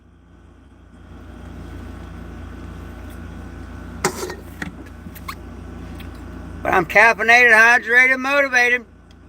Probably going to go for, after this live, I'm probably going to make 3 runs. I'm probably going to go for 1 more run. That way I'll be sore as shit and tired tomorrow. Because if I get exhausted and sore, if I can get one of my daughters to come over and sit with my dad just long enough for me to go to church, I'll be happy. Yeah, I love old Sheriff Grady Judd, man. He ain't playing, dude. Matter of fact, you go to my community on here, and old Sheriff Grady Judd wrote a big old article about me.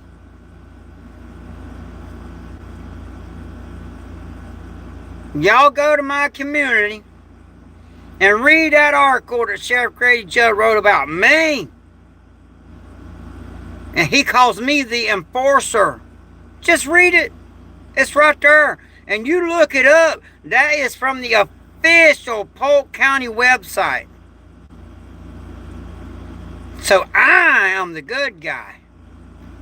The sheriff around here calls me the enforcer. Just look it up. It's right there. And then you can go to the official website and say, yep, there it is. And it's got my name on there too, if you're curious about. Yeah, if you're curious about what my real name is, it's in there. Because I don't give a shit. I don't hide from nobody. You know? I ain't scared of shit, and I ain't hiding from nobody. Fear does not live in this heart. Anytime, anywhere.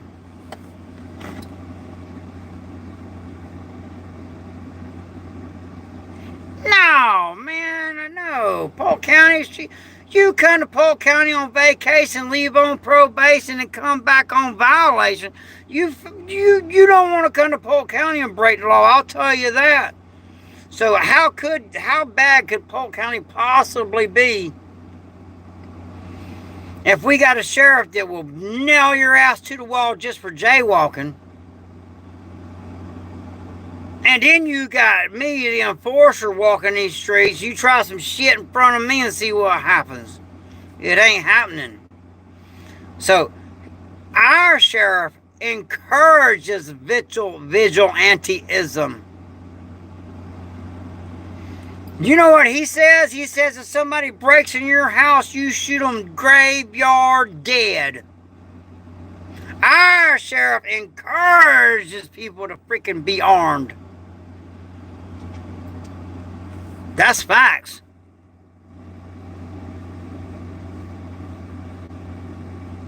Nah, Sheriff Grady soft my ass. I tell you what, you can watch old tickety-tockety all you want.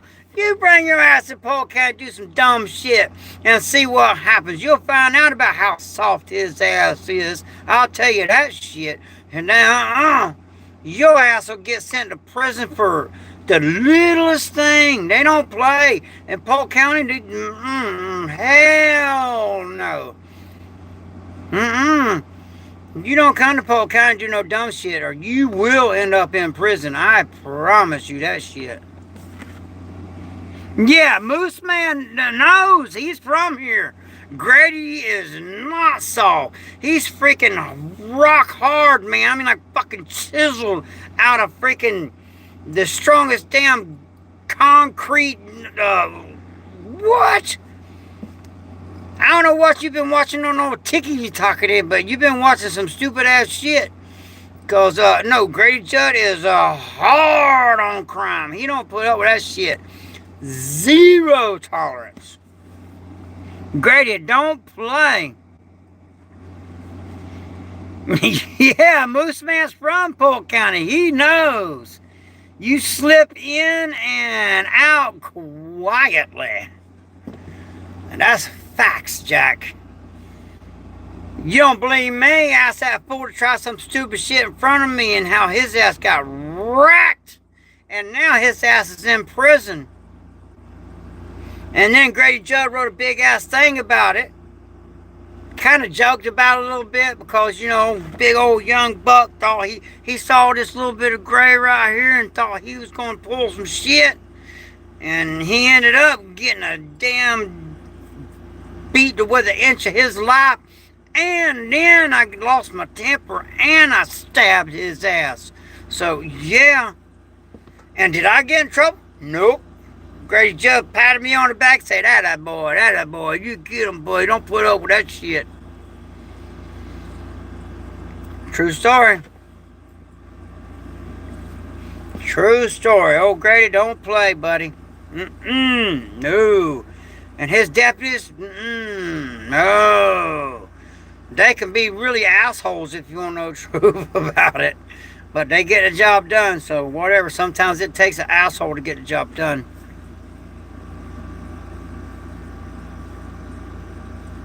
Yeah, exactly. Why was that criminal shot 146 times? The press asked Grady Judd, and Grady said, "'Cause we ran out of ammunition." True story. So, does that sound like a sheriff that's soft? Nope. I feel kind of safe living in Polk County if you want to know the truth about the matter. And I know I can defend myself and not get in trouble. Ask me how I know. Well, I'll go to my community and you can read the story of what happened. He left out the part where I shivvied that fool. But, yeah. Here in Polk County, somebody tries some shit, you can wreck their ass. And you know, when the cops get there, they'll pat you on the back and say, good job, good job, good job. And then they'll just clean them up and take them to jail, and their ass going to prison, buddy.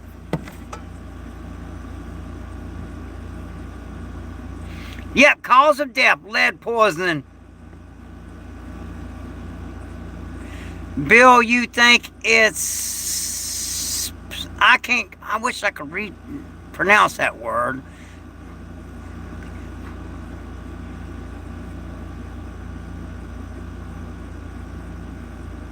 See, old Dale Waters talking about police brutality. Well, Dale, listen to this here. I want to make a point for you. If you don't want to get brutalized by the police, then don't brutalize somebody else. Because, you know, that police brutality, you know what? You only get brutally by the Polk County if you did some brutal shit. So, there's that. You know, it's kind of like you pull some dumb shit, then the cops come in and kick the shit out of you. Well, you shouldn't have been doing that. So, to call good police work, police brutality. How you gonna say that? That's like a farmer having an awesome crop, and you're like, that farmer, he grew that crop too good. That's too good of a crop. He did too good of a job. No, man. You come to Polk County and you want to victimize somebody, your ass going to be victimized by the police, and you can call it whatever you want. I call it justice.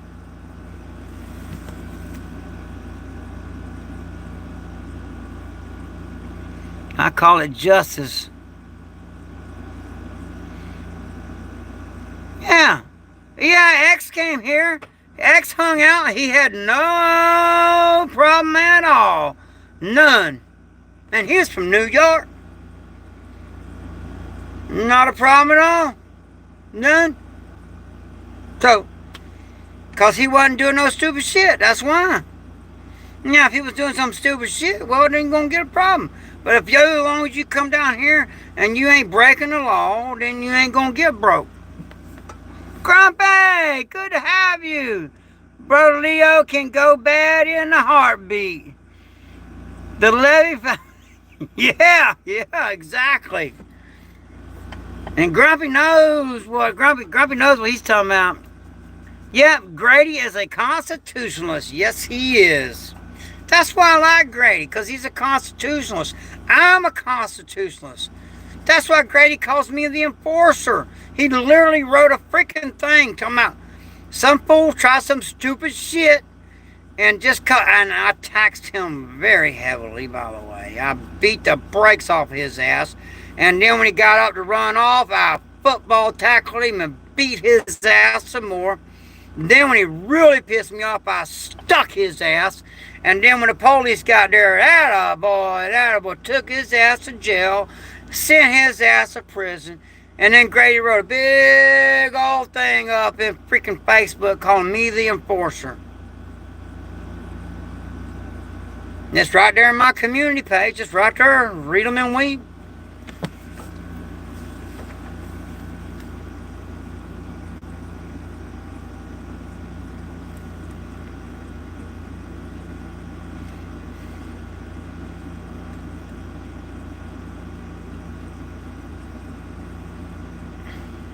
Yeah, that's right, Grady. Florida ain't perfect. It's far from communist, though. Damn right.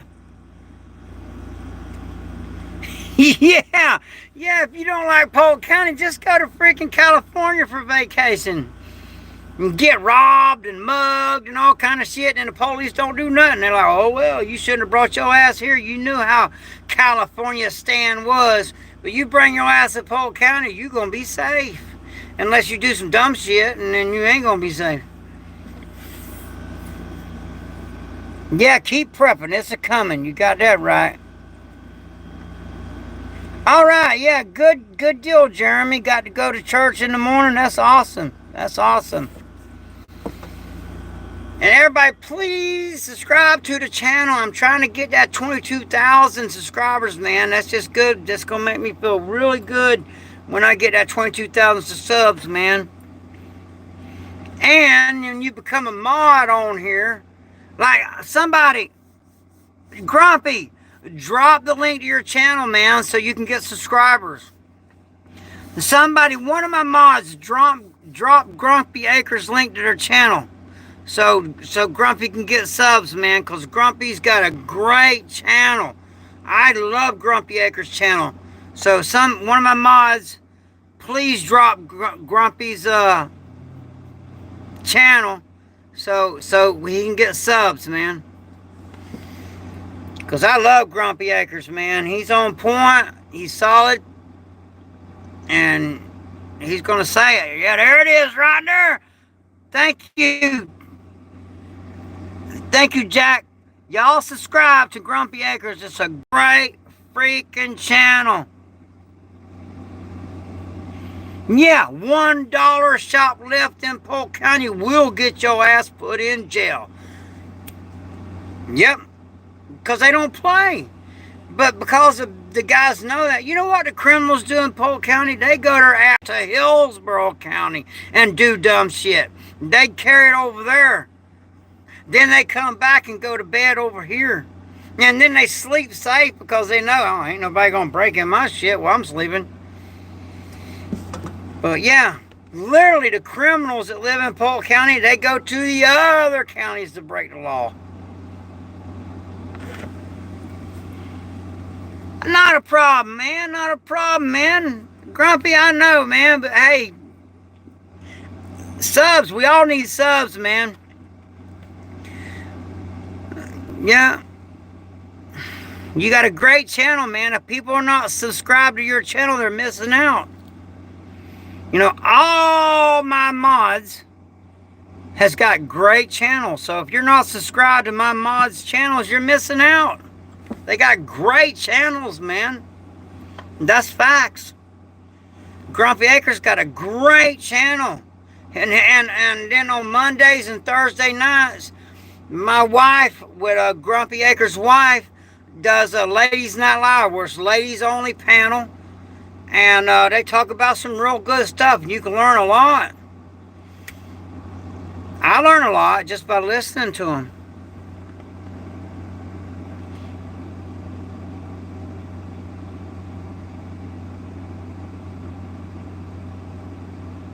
Yeah, you let them have it, Grumpy. You tell them. You tell them, Grumpy. Grumpy don't put up with no shit, so that's why I like Grumpy. He don't put up with no shit. Nuh-uh. I like people that stand their ground and go, nope, not doing that. Hey, Norman, it's going. I had a rough ass weekend, but damn, PTSD got the best of me, man. These assholes, you know, just. But I'm good now. I'm good now.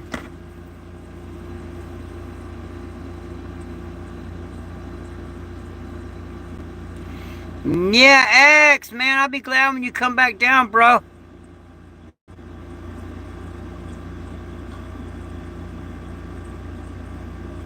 Yeah. My queen's right here by me. Anything could happen at any time. That's what everybody needs to understand. Anything could happen at any time. That's why you need to be ready. Like I told everybody, there's something weird about this hurricane, man. I was looking at it when it was way down there before it. I was like, something weird about it. You know, and I am a science guy. Don't think this southern drawl, just because I talk with a southern drawl, don't think I'm ignorant, because I'm not. I study and I learn. I'm always a student. I'm always studying, always learning. Okay, Grumpy said, heard you earlier, my body can't do what you do with training. That's why I stay on top of the shooting skills. No need to grab or run. I just pop them. Hell yeah! There you go. So, you know, if shit keeps going the way it's going, I'm going to go there and join your community. And, you know, you seen that Clint Eastwood movie, you know, where they're all trapped up in the house? And old Clint's like, I'm going outside, going to get... Because that's where he does his best fighting. Well, I'm like Clint Eastwood, and I do my best fight, and I do it better by myself. So y'all stay in the house. Grumpy, you stay on the hill, and just, as I'm running down there, you just keep them off of me. And then when I get to them, that shit'll be over in a New York minute. So that's what I just need somebody with a long barrel up on the hill as I'm running down there to them, just to dropping them as I'm running. And when I get to them, my turn. So, yep. And I got to stay in shape, man, because I fight for money. I fight these young guys for money, so I got to stay in shape, man. I need that money bad. Outlaw Jesse Wells. Yep. That's the one. That's how I fight. I do better. You know, some people do better, you know, bunkered in. I live in a bunker, but shit hits a fan. I'm going to go and back away from the bunker. And then when they come up to the bunker, I'm going to mess their ass up. And they better watch out, because I might do, for you Vietnam veterans out there and you old guys, I might do the 3 clicks. And if you know, you know. And if you don't, sorry for your luck. But yeah, 3 clicks, baby. That's how I roll. So yeah, I'm sure some of you old guys know what the 3 clicks are. But that's how I roll. And if I'm the kind of guy, I get pent up and pent down, and I'm like, well, you know what? They going with me. Because dying, I'm not afraid of dying. Living's hard, and dying's easy. I've seen a lot of people die. That was easy. Living's the hard part.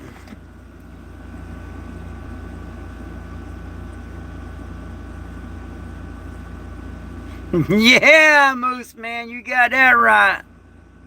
You got that right. Uh-oh, IFV knows what I'm talking about. Oh, yeah, he does. Yeah, I was talking to the old guys, IFV. The new ones, you know, it's a little different. Because these young bucks, you know, they can't under stress. Remember, 3, motherfucker, 3. And if, now it's just 1.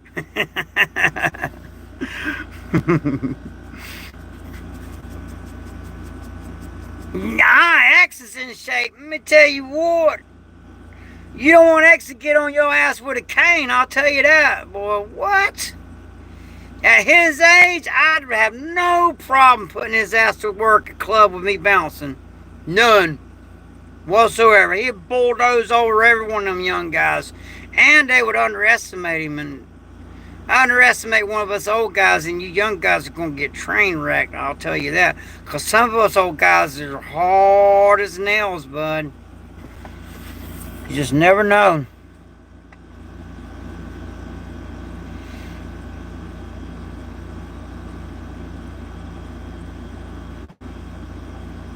Oh, shit.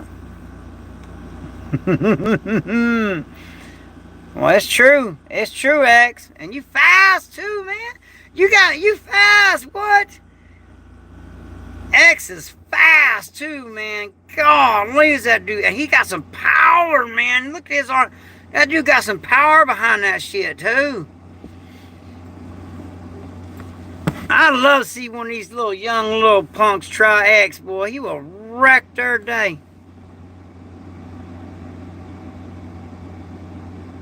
They look the same. Think 3 clicks was taught by us troops to make sure you get them all. In case sequence, stress, etc. Yeah. I'm a 3-click man myself. I'm making sure that shit works.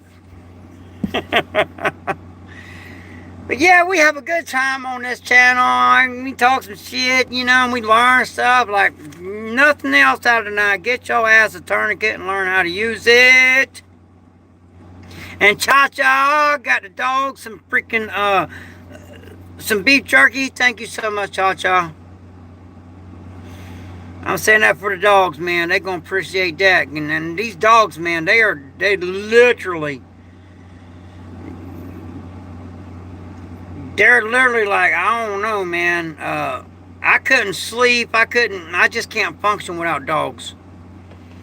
So thank you so much, Chacha. Grunt Baker said, trying to get back to the 200 push-ups. Well, hell yeah. If you can do 200 push-ups, that's more than most people. Even these young guys can't do 200 push-ups, Grumpy. And body weight squats every day. My body is wrecked, trying to rebuild it. Man, let me tell you, Grumpy, most of these young guys, they can't do, they would die trying to do 200 push-ups. If they even attempt to do 200 push-ups, they'd freaking kill over. So you're doing great, brother.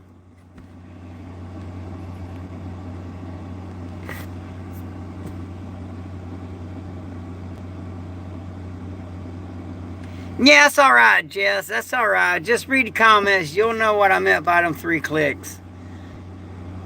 But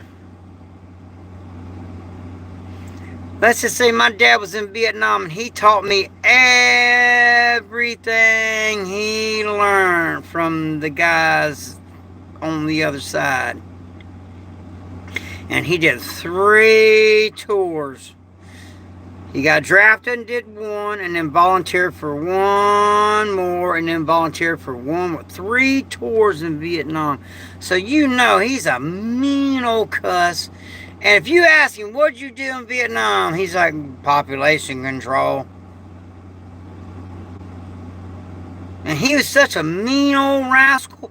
When I was 14 years old, he'd take me to the bar, start some shit with the meanest guy there, and then say, I'm not going to fight you, my boy is. I'd be out in the parking lot, 14 years old, fighting a grown-ass man, knowing if I lost that fight, my dad was going to beat the holy hell out of me when I got home. So I didn't lose many of them. That's facts. That is straight up facts. I ain't even playing with that, man. My dad's a mean old rascal. It's amazing that I'm a nice guy, because I really am a nice guy. My dad, ain't nothing nice about that joker boy. He is a mean. He is the meanest person I ever met in my life. And literally, what they call him, people get nicknames down here in the South. No, his name is Bully. That's what they call him, Bully. So my dad, I was raised by a bully. And he earned that freaking name, because he's a big old mean sucker, man. Mean bully. Yeah, my dad did. He did make me tough as shit. I had no choice. It was either get tough or die. And, like, for instance, when I was growing up, I had to get out there and do all that hard-ass manual gardening. Hey, cuz, wake up. Wake up, boy, you're having a nightmare. I had to work hard. And then, busting that sod, man, and then fucking baling all that hay. And then every summer, when summer came and kids were like, yay, it's summer. When summer came, I was like, shit. He sent my ass up to Georgia, and I had to work the damn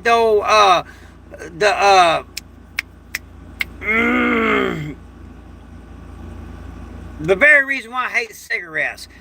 I'm trying to think of the name of that shit that they put in tobacco. I had to work the tobacco farms, man. So I got out of school for summer vacation and got my ass shipped to Georgia for the 3 months that the kids were off, and worked the tobacco fields all freaking summer. And then when it's time for school to start back, they shipped my ass back down here and put my ass back in school. And then I worked them tobacco fields, and old Bully, mean ass dad, took all my money. So yeah, I went out there and worked slave labor, bud. But you know what? His dad did the same shit to him, so he didn't know no different. That's the way he was raised. And he was like, well, that's the way we were raised, us kids, our folks, when they were old enough to work the freaking tobacco up in Georgia, they got sent to Georgia. So when I got old enough to work tobacco, my dad was like, well, you know what? My ass had to work the tobacco fields, so guess what? Now your ass is going to go out there and work the tobacco fields, and there is my dad don't take no for an answer. Nope. So, yep. And that tobacco, working the tobacco fields, man, that sucks. It's hot. You're covering that damn tobacco. It's all over you. And they work you, man, from dusk to dawn. I hated it. I freaking hated it. But I had no choice. I had to do it. I had to do it. GG Gaming, that's funny. Yeah, they need to raise the same. You know what? That's why two of my girls went to the Olympics in judo. And I ain't no black belt in judo, nope. But I trained them, and their ass made it all the way to the Olympics in judo. And they were the first girls ever in America, and they're feminine too. They got kids and all now, but they're the first girls ever in America to win boys division Roman Greco state champion. First girls ever. And when my oldest daughter, her first year at high school, she went out for the weightlifting team because I made her. And she was 119 pounds. And there was like 20-something boys lifting for the 119-pound division weightlifting. And my daughter, first year in high school, outlifted all them boys. And was on varsity weightlifting. And she's a girly girl. Long hair, makeup, high heels, all that shit. And did she want to do it? Nope. But did she have a choice? Nope. And did she outlift all them boys? Yep. And then, there were some dads out there kicking the shit out of their sons for like, I can't believe you let that girl outlift you. And me, being kind of an ass about it. I didn't let them know that I was that girl's daddy. And I was out there like, I was like, your boy, that girl outlifted your boy? What the hell? What are you feeding that kid? Freaking Hot Pockets? And some of them boys, their dads took them out there and beat the shit out of them. Said, I can't believe you let that girl outlift you, smack. And I'm just over there laughing, talking shit. Yeah, I can be mean like that. But my girls, that's all they knew. Because, see, any kid I raised, when they turn 4 years old, as soon as the day they turn 4 years old, that's when their training starts. My kids were literally raised like a ninja. From 4 years old, they're training. Just my youngest daughter today, she was on the phone with me and bitching because about her daughter. And I'm like, well, I don't know why you're putting up with that shit. She should be so tired, she should be in bed. You're not raising them right. And she's like, well, I'm not going to make my daughter freaking join the swimming team and have to swim 2 freaking hours straight every day and then get out of there and then have to go practice judo for 2 hours, then get out of there and have to go boxing, then have to do their homework in the car and go to bed and the next day all over again. And I'm like, yeah, and that's why your kid's going to be a little asshole and going to get in trouble. So, yeah, there's that. Yeah, see, from Polk County, our dads were different, man. Our dads made our asses work. They weren't none of this soft shit. Like Moose Man, he's from where I'm from. They made us work. They weren't none of that shit. They're like, you gonna get out there and work, boy. And then when you get home, you gonna give me that money. Because we got bills to pay at this house. And your ass lives here. That's how I was raised, man. So I don't know no different. That's why I'm going batshit crazy not being able to go to work. Because I don't know any different. But I can't work because I got to be here 24/7 for Dad. So, I'm losing my damn mind, man. All I know is work. And when I work 6 nights a week, 12-hour shifts.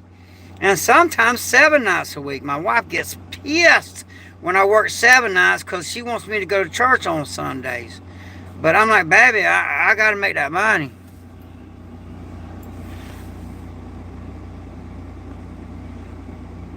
Okay.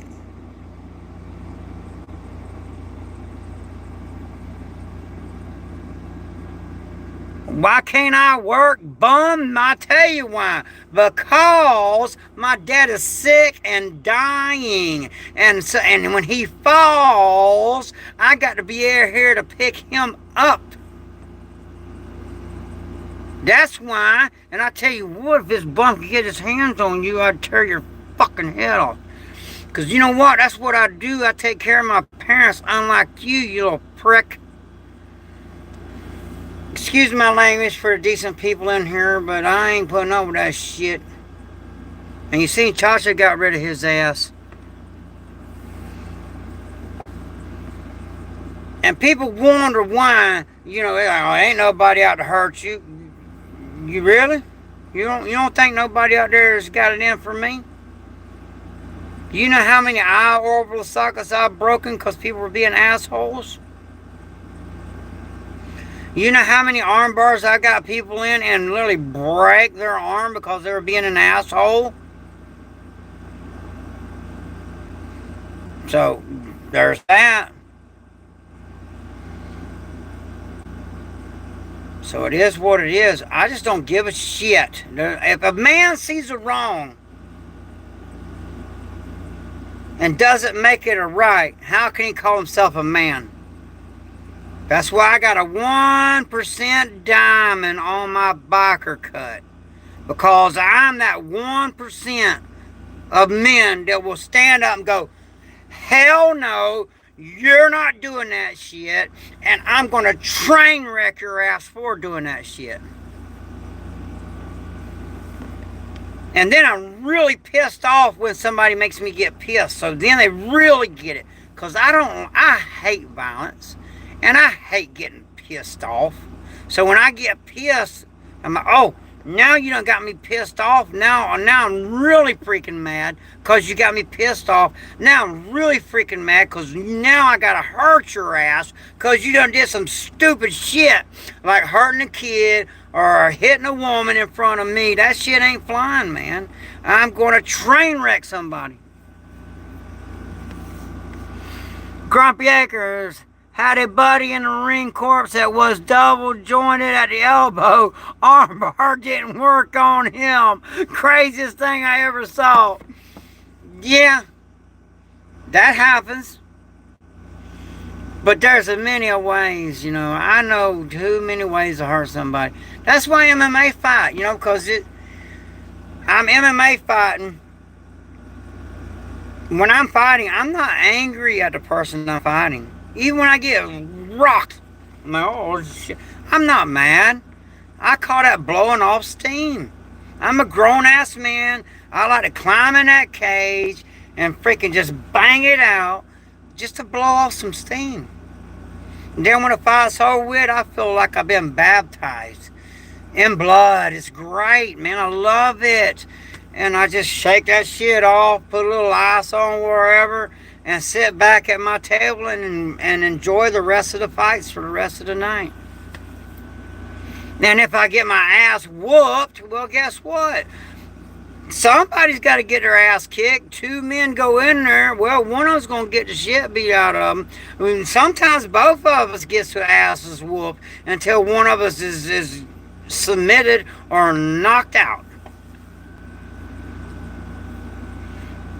Yeah, emotional content, not anger. No, I don't get. The only time I get angry is when somebody does some stupid shit. Like some idiot calling me a bum when I'm the hardest working SOB you'll ever meet. I work these young bucks under the table. And you know what? That was probably my freaking soon-to-be ex-son-in-law. Is such a little bitch that he'll text disgusting things to the women in the family, but not one text to one male in the family.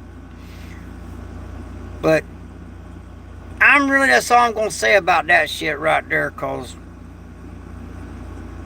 fuck around and find out. And I know he's watching this shit. You fuck around and find out, boy. You keep fucking around my family and find out what happens. Anytime, any day, anywhere.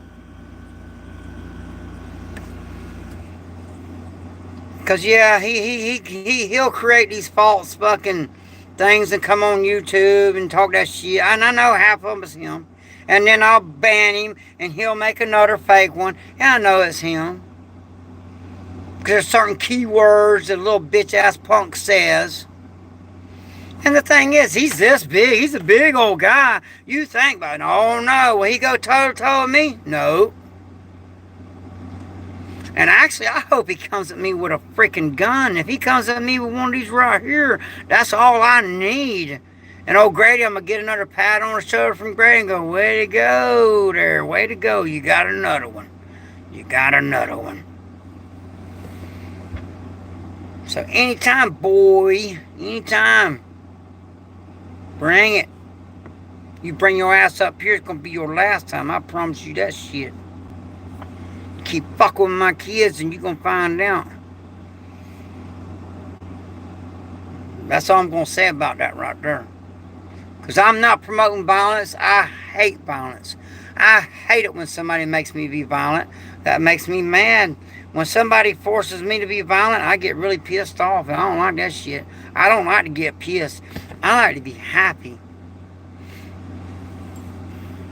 I like to just smile and just have a good time.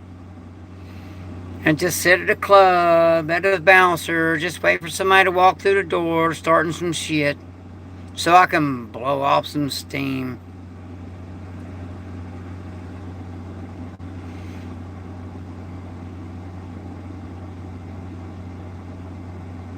You damn right, I know Moose Man can kick some ass.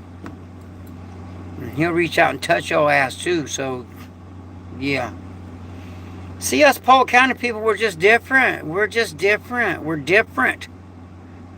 We're just something different about us. I don't know if it's the phosphate in the air. I don't know what it is, but we're just a different breed of people. And we do not put up with no shit. Zero tolerance. Same with our sheriff. Zero tolerance. Our sheriff literally will come on public television and say, if somebody breaks in your house, you shoot them dead. You shoot them graveyard dead. You don't believe me? Just look up Grady Judd. He's all over freaking YouTube saying that shit. So, and since I'm the enforcer, I'm good with it. Because I know 99.9% chance that the law's going to have my back as soon as they find out who I am.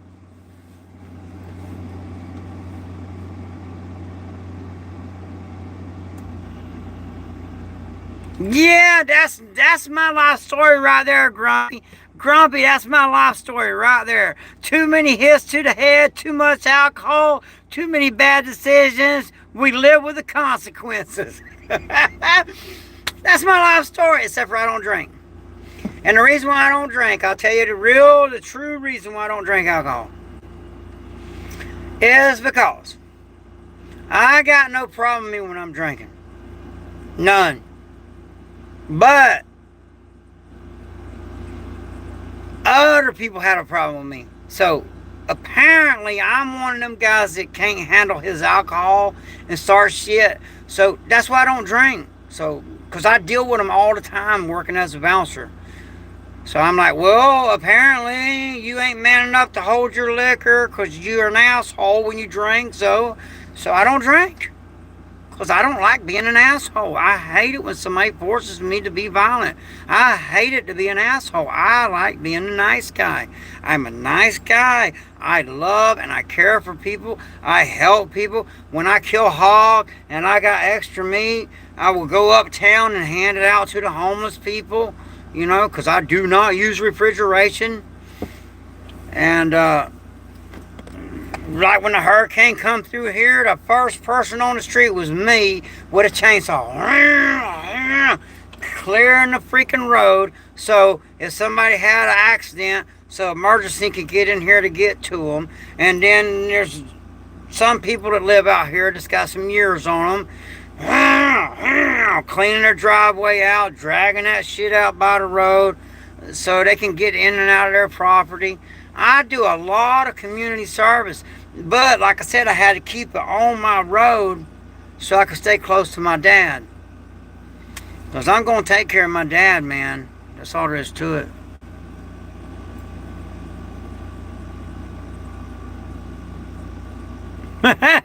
Grumpy, I'm a chill drunk. I love, man. Cool, brother. Grumpy about to break out in the song. That's funny.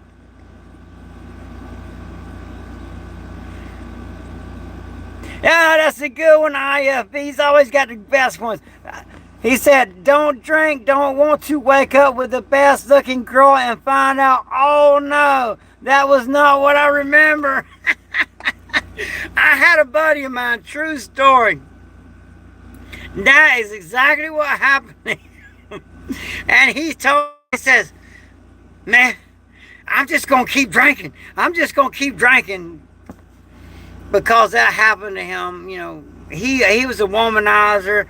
He'd go to the bar. He'd bring home women all the time. And it didn't matter if it was the ugliest one there. He didn't care. Because then he'd wake up the next day and go, oh, Lordy, Lordy, what have I done? But you know what? The next night he was at the bar again doing the same shit. So, no, not doing that. And honestly, I don't know how people afford to drink, man. That's just expensive, man. I couldn't afford to drink. It's too expensive, especially at a bar. You know, if I was going to drink, which I'm not, I would do it at home because it would cost so much money getting drunk at a bar or shot by. Oh, hell no. And like I said, I work as a bouncer, so on my off time, the last place in the world I would want to be would be at a bar. That's the last place in the world I'd want to be. Like when I'm working at a strip club, working as a bouncer, and there's guys looking at me going, man, I wish I had your job. I'm like, no, you don't. No, you don't. Because really, all I am is a glorified babysitter. Those girls cause more trouble than the customers. And I'm literally all night long, go put some clothes on, go put your shoes on, stop touching her, get that out of your mouth. It's like babysitting my freaking girls when they were 4 years old. It's ridiculous. Yeah, man, freaking costs money, bro. I couldn't pay, I couldn't afford to drink, man. I just couldn't afford it. Yeah, I'm all business, but I got a plan. Yeah, that would be me too, bro. You got to do that in Thailand, Moose Man said. Oh, shit.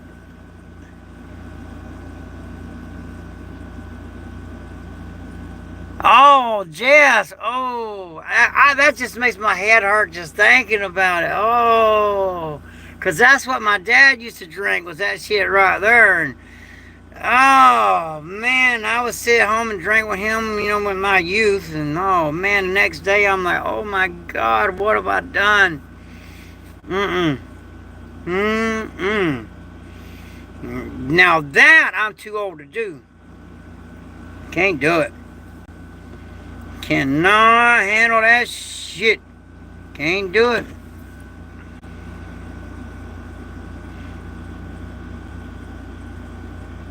Oh, wow. But you know, you got elk and moose. That's a lot of meat on a moose. But see, that's the problem for me. That's why I don't use refrigeration. So my hog dog there, he'll catch a hog and I'll leash hunt him. Because I'm not going to let no big ass boar shred him to pieces and kill my dog. I've seen too many dogs get killed. I'm not letting that happen to my dog. No. And there's so many hogs down here that are a nuisance. And they're literally in my yard. Probably right now they're in the yard. And I hunt him on a leash, and I look for the females because them male boar, even when they're young, they got a taste to them. They just, I don't know. I don't really, some people like that taste. I don't like that taste. So I have them, I'll find a sow that's about 40 to 60 pounds, and I'll turn him loose, and he'll grab it and knock it over.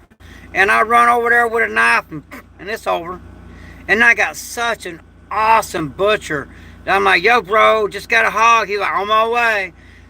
I just gut it. That way it's already gutted and ain't had time to get hot. I'll gut it. And I like burying the guts on the property because that gut pile buried makes good soil. And then he'll take it. He'll say, what do you want? What do you want with it? And a lot of times I'll be like, oh man, I thought that was a sow. That's a boar sausage. And there's no such thing as too much sage in sausage. So, and I just let him keep whatever he wants out of the hog. I'm like, keep whatever you want, man. I like, bring me enough to where I can cook for 1 or 2 meals. And then if I got any extra, I salt it, slow smoke it, and put it in a mason jar, and I'll throw it in some rice and cook it. Or if I'm like feeling in a generous mood and I got extra time, I'll be like, bring back quite a bit of it. And I'll cook it and keep it wrapped in foil and take it to, there's a place uptown where the homeless hang out, and I'll just hand it out to the homeless. Because I've been homeless, man, and it sucks. So I know what it's like, and it's nice for somebody to come up and go, here. You know, like there's a lot of people, you know, I live in an 8x10 shed. There's a lot of people say, your ass is homeless, you live in an 8x10 shed. I'm like, no, I got a door I can lock, I got a bed I can lay on, and look, I'm gonna show y'all something here. Look at my look at my fancy stove, man. Look at that fancy oven. What? That's some uptown stuff right there, man. I got me. You know how much that thing costs? But now, I usually cook outside on wood, but when I don't feel like going outside, I cook on that little 1 burner little thing. That's all I need, man. I don't need all that shit.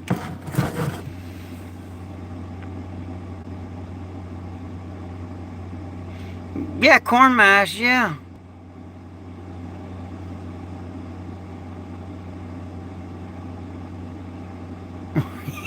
Bill Walsh, that's funny.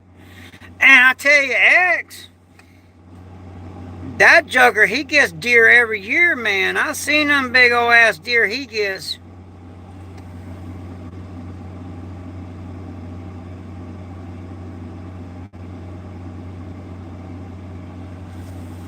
Y'all jokers know y'all's whiskey, man, and liquor and all. I don't know.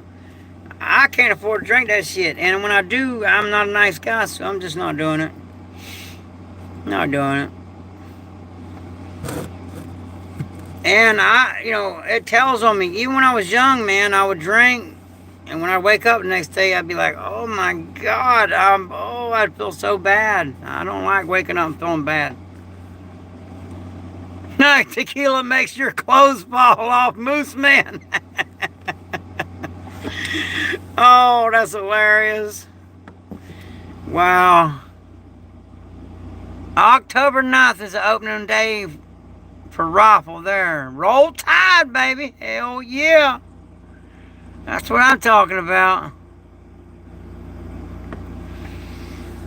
I can't wait till deer season opens, because literally, normally I hunt in the green swamp. And that's public land, and those guys get so pissed off because they see me rolling out there with a big ass buck, and they're like, and I'm like, I don't know what y'all upset for. You can't eat the horns. I gotta rub it in, cause I wait. I will wait. I'll let a bunch of deer walk by me and go, no. Then when that big boy comes, see, that's where them fools mess up. The first deer they see that's got horns on them, like, pow! They'll take it. I'm like, no. Let them get bigger. Then eventually, with patience, and when a rut kicks in, them big bucks will come out. And right when it's about to get dark, or right after it gets daylight, got that ass. And my deer, I generally don't take to the butcher. I usually clean them myself.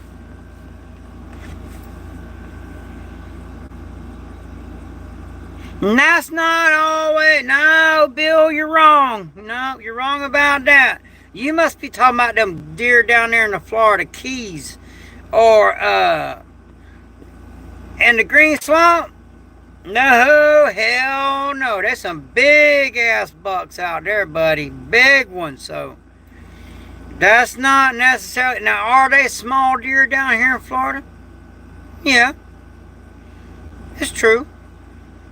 But I don't know if people brought them down here and turned them loose. I don't know what. But I've seen some big ass deer down here. And so you must be talking about them Florida key deer. I don't know. But they are some big bucks down here. You just got to be patient. Because I have seen small deer down here. I've seen a lot of small deer. But I've also seen some big ones too. But, you know, I get it though. Because when me and my buddy, we were in, trying to think of the name of the place, man. Shit. Cedar Rapids. We were at Cedar Rapids. And good God Almighty, man, there were bucks everywhere. And me and him, we made a front page of the state newspaper because they caught us. And we were, I ain't lying, no, we were out there and we got caught poaching. They got us.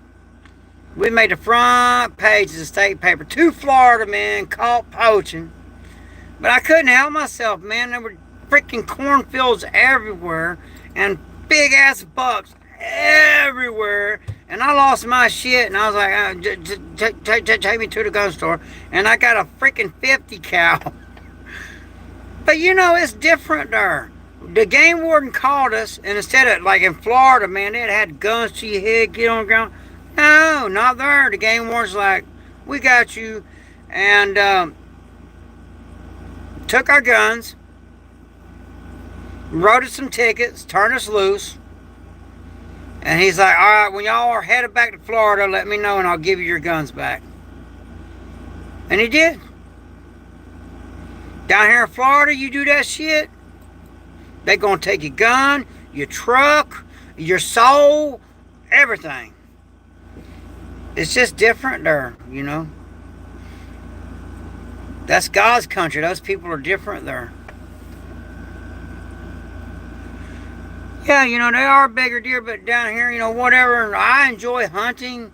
And you can look at the ones I got. Those weren't small deer. They weren't small. And they fed me and Little Miss Prepper. So, there's that. And, I love hunting, man. I love it. I believe, you know, being a good hunter, when wartime comes, will make you a better warrior. Because what's the difference?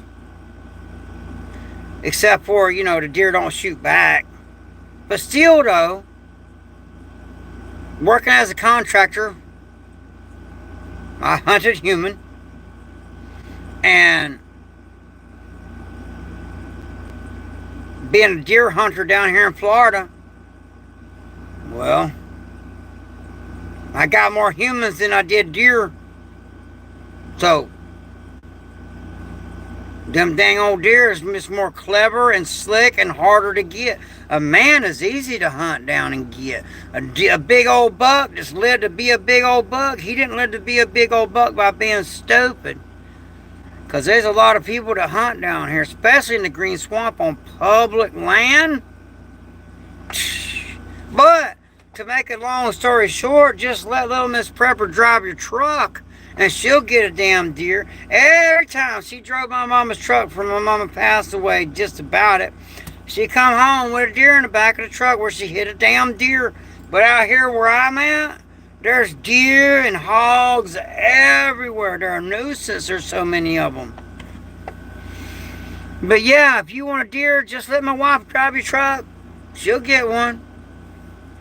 So I got these hunters that, man, I crawled across the field on my belly and I did this. I said, well, you ain't got to do all that. Just let her drive the truck. And she'll get one. True story. Yeah, X be getting them deer, man. X be getting them deer. That's a fact. He'd be a deer slayer. But yeah, everyone, please subscribe to the channel, man. I'm trying to get that 22,000 subscribers, man. That'll just make me feel good.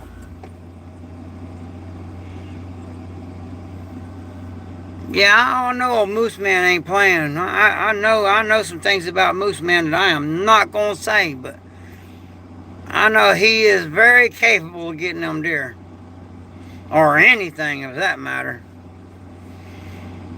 Us Polk County guys is the wrong ones to be messing with, because we will figure out a way. We're deviant if we have to be.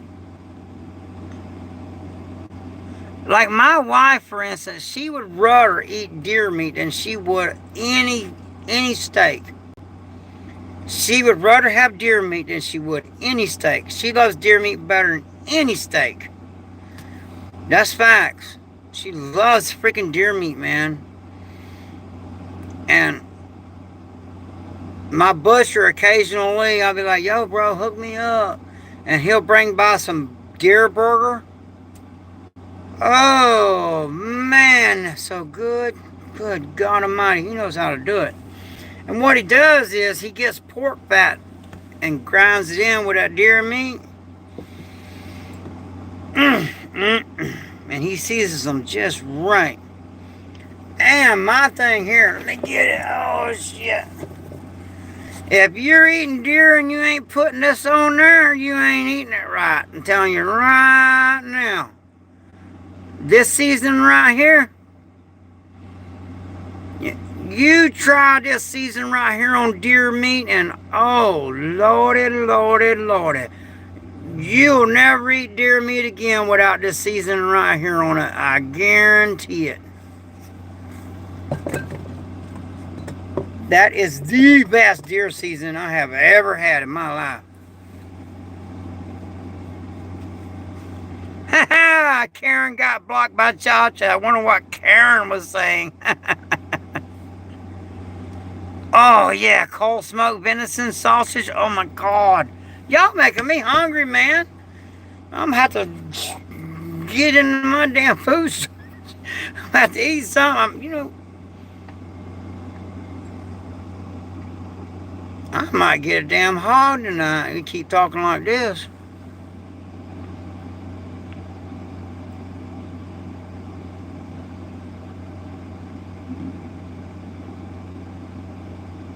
Oh, where did I get it at? Well, they sell it at Publix down here. But I'm sure you can get this. Everybody take a good look, screenshot it, whatever. But I promise you, you put this on the deer meat and you will never want to eat deer without it again. It's called Everglades seasoning. I get it from the local Publix. And oh my, oh my, oh my, this is the best freaking deer seasoning I have ever had. I mean, but I get it at the local Publix. If you ain't got no Publix, just freaking go on Amazon and order it, man. Everglades seasoning, man. It's the best damn deer seasoning I've ever had. Yeah, that's what I thought too, there, Grumpy Acres. But if you're making deer burger, the more pork fat you put in it, the better that deer burger is.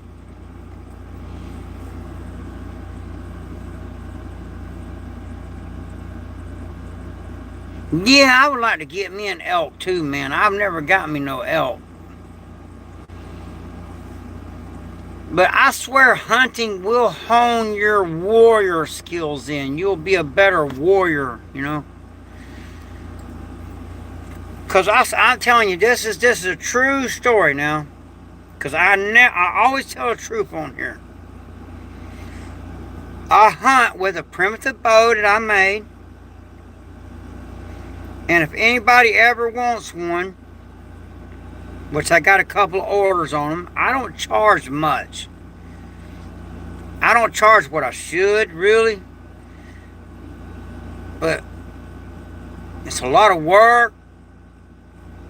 But I make them really good. But when I hunt, and that's something, I should be doing is making bows right now. I'm just so busy with that. I just don't. Every time I'm in the middle of anything, I got to stop and go over there. So I just can't get nothing done, man. But with bow hunting, and I am a Christian, when I get that right buck, when I would draw back, I go in the name of the Father and the Son and the Holy Ghost. And then that mystical flight of the arrow. Dead on, man. And I don't use like a lot of people do, those triggers. Nope. My fingers I hunt will just... And they say, oh, you'll be more accurate with it. No. I'm more accurate shooting the way I growed up shooting. Now, don't use a compound bow or any of that. When you kill a deer... or anything with a bow that you made yourself, there's just something, I don't know how to explain it, man, but there's just something about it that makes it so special. It does. When you kill a deer with a bow you made, it just makes it so special.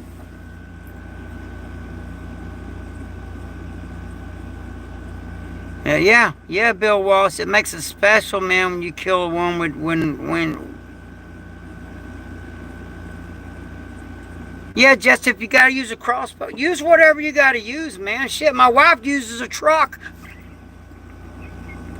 So, no judgment here. She uses a freaking truck to get a deer, so use whatever you gotta use. She used a Chevrolet truck. So, yeah. Yeah. Yeah.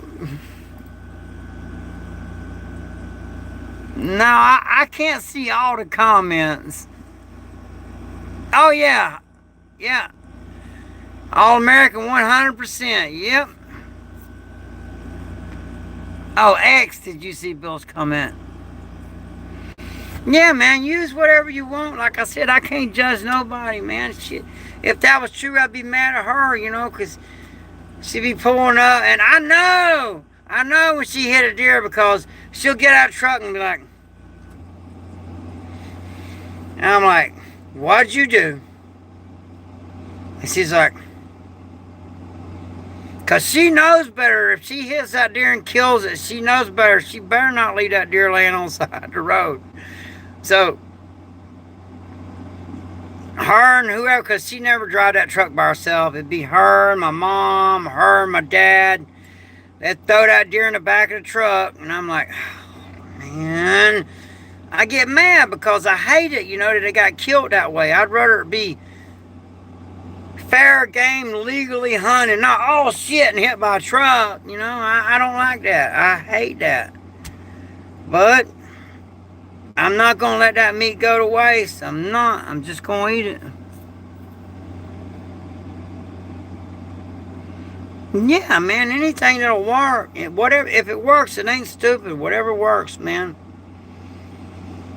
Like hogs, I have literally speared hogs.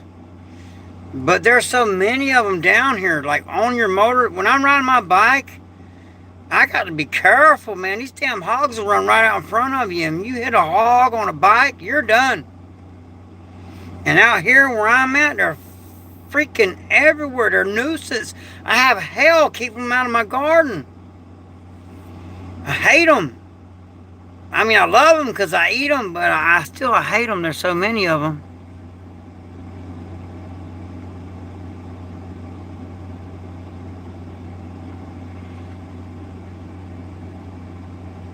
Yeah, Chacha's awesome, man. Chacha's awesome. Got the old boys some beef jerky. Thank you, Chacha, for the beef jerky for the boys. I promise you that's going to go for beef jerky for these boys. I promise. You got my word. I'm actually going to do it live on YouTube and you'll see me feeding it to them. That's facts. But I got my trolling motor ordered. Everything's coming into play, man. Everything's coming into play.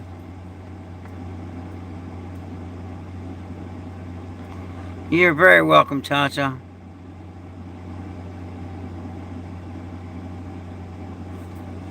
Let's see, Paul Walker. Let me find it. It's so hard for me to keep up with the comments, man.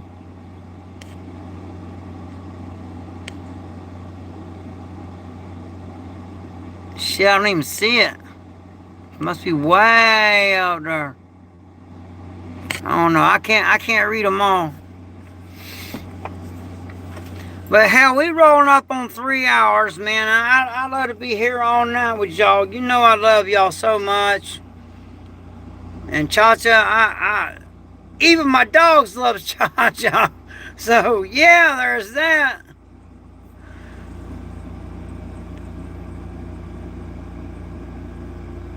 Yeah, he damn sure did. I got shit. Damn raccoon was riding that damn hog. That's a true story. That is true. I seen it with my own 2 eyes. I seen that picture. I couldn't believe that shit, boy. It was hilarious. Yeah, I'm not using no refrigerator. I'll tell you why I don't use refrigeration. If we have an EMP, a solar flare, or like over there, my mom and dad, you know, my mom was alive, they had a damnedest luck with freezers. A freezer would go out, whole freezer freaking full of meat would go bad. I'm not doing it. I'm just not doing it. No. And not to mention, this is Florida. So 99% of the electricity I produce goes to that freaking air conditioner right there, because it's hot. So,